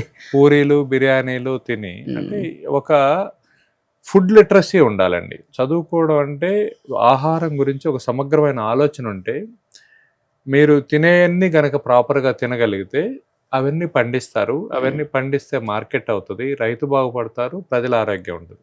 అందుకని వ్యవసాయ రంగం ఒక 3 పిల్లర్స్ మీద ఉండాలి: public health, farmer wellbeing and environment friendly. ఈ 3 పిల్లర్స్ తోటి ఒక ప్రభుత్వం ఒక గొప్ప విధానాన్ని రూపొందించి, ఒక మోడల్ ఒక గ్రామంలో చేసి, గ్రామ్ స్వరాజ్ అనే మోడల్ చేసి, ఒక గ్రామంగా కలిసి వ్యవసాయం చేసుకొని సెల్ఫ్ సస్టైన్ విలేజెస్గా తయారైపోయి, ఆ ప్రోడక్ట్ వాళ్ళ ఊర్లోనే కన్జంప్షన్ మొదలుపెట్టి అక్కడే మార్కెట్ క్రియేట్ చేసుకొని మిగిలింది బయటికి పంపించగలిగితే ప్రెషర్ తగ్గుతుంది. అండ్ మానసికంగా కూడా వీళ్ళందరూ ఊర్లో అందరూ కలిసి ఉన్నప్పుడు, తల్లిదండ్రులతో ఉన్నప్పుడు, భార్య పిల్లలతో ఉన్నప్పుడు, కుటుంబంలో అందరూ కలిసి పనిచేయగలిగిన ఒకే ఒక వృత్తి వ్యవసాయం. సో ఇలా ఎప్పుడైతే అలా దగ్గరగా ఉంటారో ఎమోషన్స్ బ్యాలెన్స్ చేసుకుంటారు. ఈ ఆత్మహత్యలు చేసుకోవడము, లేకపోతే మనిషి ఒంటరి అయిపోవడము, ఇలాంటి ఇబ్బందులు లేకుండా ఉంటాయి. విత్ ఇన్ ద విలేజ్ ఉంటారు కాబట్టి మ్యారేజెస్, వీటన్నిటికి ఇది ఒక సర్వరోగ నివారణ లాంటిది గ్రామ స్వరాజ్ అనేది. సరే, అంటే ఇప్పుడు వ్యవసాయం చేయనికి కూడా చాలా మంది ఆలోచిస్తారు. ఎందుకంటే పొలం వేసేటప్పుడు బురద మీద మంది, దాని తర్వాత యూరియాలో మళ్ళీ ఇంకేదో మందు కలిపి, అది కూడా గవర్నమెంట్ ప్రొవైడ్ చేస్తుంది, ఫర్టిలైజర్ ఇది కలిపి చల్లనే 3 సార్లు మందు చల్లనికి ఒక్కొక్క ఎకరానికి 2 సంచులు ఏమి చల్లుతాం, దాంట్లో మళ్ళీ ఎక్స్ట్రా మందు చల్లుతున్నాం. అంటే 3 సార్లు ఇట్లా చల్లేసరికి రోగాలు వస్తున్నాయి, మనుషులు తినలేకపోతున్నారు. ఇంత వాడాల్సిన అవసరం ఉందా? దీనికి ఏమన్నా ఆల్టర్నేట్ సొల్యూషన్ ఏమన్నా చెప్పగలుగుతారా? అంటే ఇది ఎప్పటి నుంచి వాడుతున్నాం అనేది చూస్తే ఉమ్, ఇవన్నీ రాకముందు కూడా బ్రహ్మాండంగా పంటలు పండించారు మన వాళ్ళు. ఉమ్. ఇప్పుడు ఇవన్నీ పంట కరెక్ట్ టైంకి మందు జల్లకపోతే ఆ పురుగు వస్తుంది, ఆ అదే, వరి ఇప్పుడు పడిపోతుంది. ఇదేమవుతుందంటే అమ్మ బాగుంటే బిడ్డ బాగుంటుంది. ఉమ్, సాయిల్లో ఎప్పుడైతే మైక్రో మైక్రో న్యూట్రియంట్స్ లేవో అండ్ ఓన్లీ స్ట్రైట్ న్యూట్రియంట్స్ ఇస్తున్నామో దానికి, అది ఇన్సెక్ట్ ప్రోన్గా ఉంటుంది. లష్ గ్రీన్గా కనపడతాయి. ఉమ్, సో అది ఇన్సెక్ట్స్ వస్తాయి. మళ్ళీ దానికి ఇన్సెక్టిసైడ్ కొడతాము. ఉమ్, ఇన్సెక్టిసైడ్ కొట్టినప్పుడు శత్రు పురుగులతో పాటు మిత్ర పురుగులు, అంటే మనం శత్రువులు అనుకునే పురుగులతో పాటు మిత్రులు మనకు ఉపయోగపడే పురుగులు కూడా పోతాయి. ఉమ్, సాలె పురుగులు పోతాయి. అంటే నేచురల్ ఎకోసిస్టమ్ అంతా డిస్టర్బ్ అవుతుంది. దీనికి చాలాసార్లు న్యాచురల్ రెమెడీస్ ఉన్నాయి. అంటే మీకు రసాయన ఎరువులు, పురుగు మందులు అంత ఇన్స్టెంట్గా పనిచేయవు, కానీ ఒక 2-3 సంవత్సరాల్లో సెట్ అయిపోతుంది. ఉమ్, అంటే ఒక ఎకో సిస్టమ్ తయారవుతుంది. ఇప్పుడు దోమలు ఉన్నాయి అనుకోండి, ఆ పొలం అంతా ఇది వచ్చింది అనుకోండి, మన దోమకాటు. సాల పురుగులు వచ్చినాయి అనుకోండి, ఆ దోమలంతా దానిలో ట్రాప్ చెక్కుంటాయి. ఒక ఎల్లో ట్రాప్స్, ఇలాంటి ట్రాప్స్ పెట్టామనుకోండి, అది ఫెరమోన్ ట్రాప్స్ ఉంటాయి, లూర్స్ ఉంటాయి. అవన్నీ వాటన్నిటిని లింగాకర్షక దీంతో చేసి దాని ప్రాపకాండ కాకుండా చేస్తాయి. అలానే అజాడైరెక్టిన్ అని వేప నూనె, ఉమ్, ఇవాళ అది గొప్ప మందు, పెస్టిసైడ్, అది న్యాచురల్ పెస్టిసైడ్. సో అది ప్రపంచం అంతా పంపిస్తున్నాం మనం. మన దేశంలో వేప చెట్లు బోల్డ్ అని ఉంటాయి. సో ఒకప్పుడు అలా మహబూబ్ నగర్ అవన్నీ చూస్తే చాలా మంది పోగు చేసి వేపకాయలు అవి బాగా అమ్ముతుండేవాళ్ళు. ఇప్పుడు అది స్లోగా పోయింది. పోయిందా? అంటే మనం ఇన్స్టెంట్గా చూస్తున్నాం. అంటే ఒక రెండు ట్రాక్టర్లు ఎరువు వేసే బదులు ఒక బ్యాగ్ వేస్తే పోయిద్ది కదా అని. ఉమ్, అంటే ఆ ఇన్స్టెంట్ లైఫ్ని కూడా ఇన్స్టెంట్ చేస్తుంది. సో ఇది షార్ట్ కట్ ఆలోచిస్తున్నారు, ఎక్కువ పని కాకుండా తక్కువలో అయిపోవడం. అయిపోవాలి, ఇన్స్టెంట్గా అయిపోవాలి, నాకేమవుతుందిలే అనుకుంటున్నారు. కానీ ఉమ్, రేపు మన పిల్లలు కూడా ఇదే ఆహారం తిని బతకాలి, ఇదే సమాజంలో బతకాలి. మళ్ళీ మీరు ఇందాక అన్నట్టు ఈ బల్కుని తీసుకొని ప్రభుత్వానికి పెడితే మళ్ళీ రేషన్ ద్వారా మళ్ళీ మన ఇంట్లోకి వస్తుంది. రేషన్ కూడా మళ్ళీ మనకేం రాదు. మనం హోటల్లో తినే దోశలు అదే రేషన్ బియ్యం, మనం తాగే బీర్ అదే, డైరెక్ట్ తింటలేము అంతే, మళ్ళీ ఇండైరెక్ట్ మన దగ్గరకు మనమే కన్జ్యూమర్స్. డిప్రెషన్ విషయంలో చాలా మంది సామూహిక ఆత్మహత్యలు చేసుకుంటారు. రీసెంట్ గా జరిగిన విజయరెడ్డి ఇష్యూ కూడా పోలీస్ విచారణలో డిప్రెషన్కి లోనే తన ఆత్మహత్య చేసుకుని విత్ పిల్లలతో. అవును. సామూహిక ఆత్మహత్యలకు ప్రస్తుతం ఉన్న జీవన విధానంలో పోరాటం కొనసాగించలేకపోతున్నా, లోన్లీగా ఫీల్ అయిపోతున్నా, ఇంత టెక్నాలజీ చదువుకున్న వాళ్ళైనా సరే. అంటే మానవ స్పర్శ లేదండి మనుషులకి. మీకు ఇంటరాక్షన్ టెక్నాలజీతోనే. మొన్న ఎవరో ఒక ఆయన ఏఐ బాట్ని పెళ్లి చేసుకున్నాడు. ఉమ్, ఎందుకంటే అది చెప్పినట్టు వింటది అనేది. అంత ఇద్దరు మనుషులు ఒకే రకంగా ఆలోచించరు. సో అసలు డైవర్సిటీయే బ్యూటీ. ఉమ్, ఆ కలిసి బతకడం, అంటే మనుషులతో కలిసి బతకడం అనే ఒక చిన్న ఆర్ట్ లేకపోతే, ఉమ్, ఇదంతా ఎక్కడైపోయిందంటే అర్బనైజేషన్ తోటి. రూరల్లో మీకు బై డిఫాల్ట్ ఊర్లో అందరూ తెలుస్తారు, ఎవరెలాంటి వాళ్ళో తెలుస్తారు. బ్యాడ్ ఎగ్జాంపుల్స్, గుడ్ ఎగ్జాంపుల్స్ ఉంటాయి. అంటే ఒక సామూహికమైనటువంటి ఇంటరాక్షన్ ఉంటుంది మీకు. ఇక్కడ మీ అపార్ట్మెంట్లో 100 ఫ్లాట్లు ఉన్నా మీరొక్కళ్ళే ఒంటరి. మీ పిల్లలకి ఆ స్కూల్ ఒక్కటే, ఇది వేరే ప్రపంచం లేదు. ప్లస్ కొత్త వ్యక్తులతో మాట్లాడాలంటే భయం, అర్థం చేసుకోవాలంటే భయం, బోల్డ్ అన్ని న్యూసెన్స్లు అంతా ఉంటుంది. నిజంగా ఎమోషన్స్ బ్యాలెన్స్ చేసుకోవాల్సిందే, ఇంటరాక్ట్ అవ్వాల్సిందే, హాయిగా చెప్పుకోగలిగినటువంటి ఒక దీనికి రావాలి. అంటే ప్రాణము కన్నా పరువు ఏమి గొప్పది కాదు కదండి. ఇప్పుడు ఆ అమ్మాయికి ఏదో సమస్య ఉందనుకున్నాం, ఒక అమ్మాయికి ఎవరితో చెప్పుకోగలిగిన వాళ్ళతో చెప్పుకోగలిగితే ఒక మూడు ప్రాణాలు బలయ్యే కాదు కదా. అంటే ఆ స్పేస్ కూడా సొసైటీ ఇవ్వాలి. ఇవాళ ఏమైపోయిందంటే ప్రతి సీక్రెసీ అవతల వాళ్ళు ఒక బ్లాక్మెయిలింగ్ లాగా అయిపోతుంది. ఇటువంటి సమాజంలో చెప్పుకోవాలన్నా కూడా భయపడతారు. అంటే మనందరం కలిసి మనం నివసించడానికి వీలు లేని ఒక సఫకేటివ్ సొసైటీని బిల్డ్ చేస్తున్నాం. హాయిగా మాట్లాడుకోవడానికి మనుషులు లేరు, సహజమైన ఫ్రెండ్స్ లేరు, మనకు అవసరమైతే అడగగలిగే ఈజీనెస్ లేదు. మనం పల్లెటూరులో చూస్తే ఎవరైనా బంధువులు వస్తే అరే కొంచెం చక్కెర తీసుకురారని పక్కింటికి పంపిస్తారు. ఇవాళ అసలు అట్లా పక్కింటి వాళ్ళకి ఎవరికన్నా వెళ్ళగలరా? పక్క అపార్ట్మెంట్లో ఏం జరుగుతుంది అసలు పిల్లలు వెళ్ళి నాకు ఇది కావాలని అడిగి తీసుకురాగలరా? బౌద్ధ నగర్లో ఒక బిల్డింగ్ లో తల్లి చనిపోతే 9 రోజులు అంత్యక్రియలు వాళ్ళు చేయలేక పిల్లలు కూడా అక్కడనే 9 రోజులు ఇంట్లో పెట్టుకున్నారు. వాళ్ళు కూడా చనిపోదామని చూసిన అంటే పక్కింట్లో ఏం జరుగుతుందో కూడా అవతల వాళ్ళకి తెలుస్తలేదు. తెలియట్లేదు. అంటే ఇది 2 రకాలుగా ఉందండి. ఒకటి మనము సోషల్ సిస్టంలో మనిషి సంఘజీవి అనే విషయం మర్చిపోకూడదు. డే 1 నుంచి అలా చెప్పాలి. అవసరమైంది ఎవరికైనా అవసరమైతే సహాయపడితే నేను సహాయపడగలను అనే ధైర్యాన్ని ఇవ్వాలి. అంటే నాకు అవసరమైనప్పుడు అడగగలను అనే గొప్ప దీన్ని కూడా పెట్టుకోవాలి. మనం డే 1 నుంచి ఏం చేస్తాం, పిల్లలకి స్కూల్లో బాక్స్ పెట్టి ఎవరికి పెట్టవాకు నువ్వు ఒక్కడవే తినని చెప్తున్నాం. సో అక్కడ స్టార్ట్ అయినటువంటి ఇండివిజువలిజము రేపు వాడు ఏదైనా బాధ వచ్చినప్పుడు కూడా ఎవరికి చెప్పకుండా వాడే ఇది చేసి దాన్ని డీల్ చేయలేకపోతున్నారు. అరే బాబు హాయిగా మీ ఫ్రెండ్స్ అందరు కలిసి షేర్ చేసుకోండి తినండి అని చెప్పారనుకోండి, వాడికి ఆ షేర్ చేసుకోవడం అలవాటు అవుద్ది, మాట్లాడుకోవడం అలవాటు అవుద్ది. ఏది ఉన్నా సరే షేర్ చేసుకోవాలంటారు, ఖచ్చితంగా చేయాల్సిందే. క్లోజ్ ఫ్రెండ్స్ తోని ఎవరితోనైనా. ఇప్పుడు మీకు ఒక నలుగురు ఏదేదో ఆస్తులు సంపాదిస్తున్నారు, అపార్ట్మెంట్లు సంపాదిస్తున్నారు, కార్లు సంపాదిస్తున్నారు, మీకంటూ మాట్లాడుకోగలిగిన 4 మనుషులు సంపాదించుకోలేకపోతే ఎట్లా? అంటే చాలా మంది యువత కూడా చిన్న చిన్న ఇష్యూస్ కి ఆత్మహత్యలు చేసుకుంటున్నారు. చిన్న సెల్ ఫోన్ కొనియలేదని, సైకిల్ కొనియలేదని, బైక్ కొనియలేదని. సో దాన్ని ఎట్లా ఓవర్కమ్ చేయాలంటారు యువత? అదేనండి, అంటే స్కూల్లో ఇలాంటి ఒక డిస్కషన్ రావాలి. వాడు వెళ్ళే స్కూల్లో ఇంటి దగ్గర అలాంటి ఒక డిస్కషన్ స్టార్ట్ అవ్వాలి. సోషల్ సిస్టంలో ఇది ఉండాలి. అంటే డిగ్నిటీ ఆఫ్ లైఫ్ ఎలా ఉంటుందంటే మన వాల్యూ సిస్టమ్ మీదే ఉంటుంది తప్పితే మన మెటీరియల్స్ మీద ఉండదు. మీరు ఇంతకుముందు పల్లెటూరులో ఒక 100 ఎకరాల ఆసామైనా ఒక 2 ఎకరాల ఆసామి వాడు నిజాయితీ పరుడు, నిక్కచ్చక మాట్లాడేవాడు అంటే వాడిని చూసి భయపడేటోడు. ఎందుకంటే వాడు నిజాయితీ పరుడే గొప్పవాడు, తల్లిదండ్రులను బాగా చూసుకునేవాడే గొప్పవాడు, పిల్లల్ని బాగా చూసుకునేవాడే గొప్పవాడు. అంతేగాని డబ్బులు ఉన్నవాడు గొప్పవాడు కాదు. ఎప్పుడైతే డబ్బులు ఉండడము, అధికారం ఉండడము, దీని చుట్టూ మనం ఒక మానియా క్రియేట్ చేసుకుంటామో నిజమైన మనుషుల్ని కోల్పోతాం. అందుకని డబ్బు అధికారానికి బియాండ్ ఒక సహజమైన సాధారణమైన మనుషుల ఆవరణ ఒకటి ఉంది. దానిలో బతకడం నేర్చాలి, మనిషిగా బతకడం నేర్చుకోవాలి. మనిషి అనే ఆలోచన మర్చిపోకూడదు.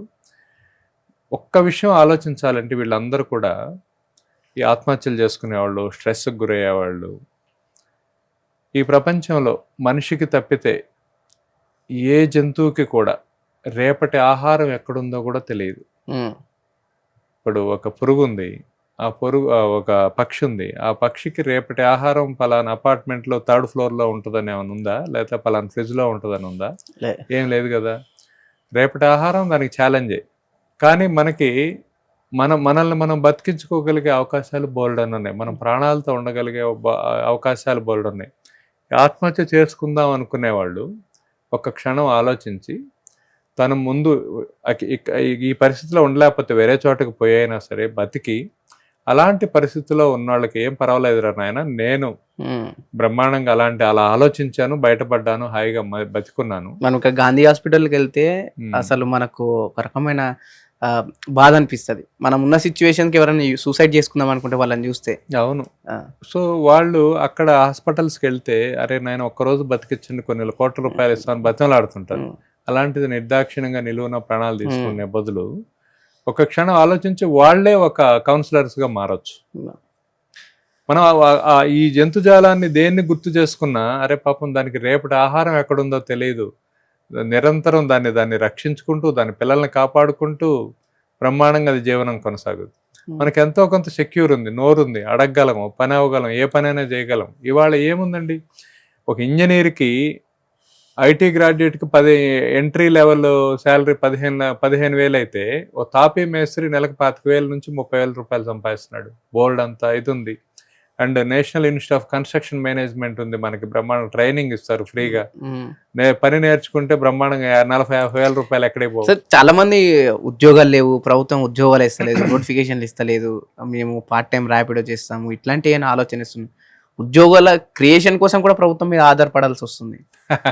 అసలు అది చాలా తప్పండి, ప్రభుత్వాల బాధ్యత కాదు అది. వాస్తవంగా పని చేసేవాళ్ళు లేరు, పని ఉంది, పని చేసేవాళ్ళు లేరు. మీరు చేస్తానంటే ఏ పని లేదండి. ఇవాళ తాపీ మేసి ఊరికి బొచ్చెలు మోయటానికి పోతే 20,000 వస్తాయండి. తప్పేముంది అది? ఎందుకు మోయకూడదు మనం?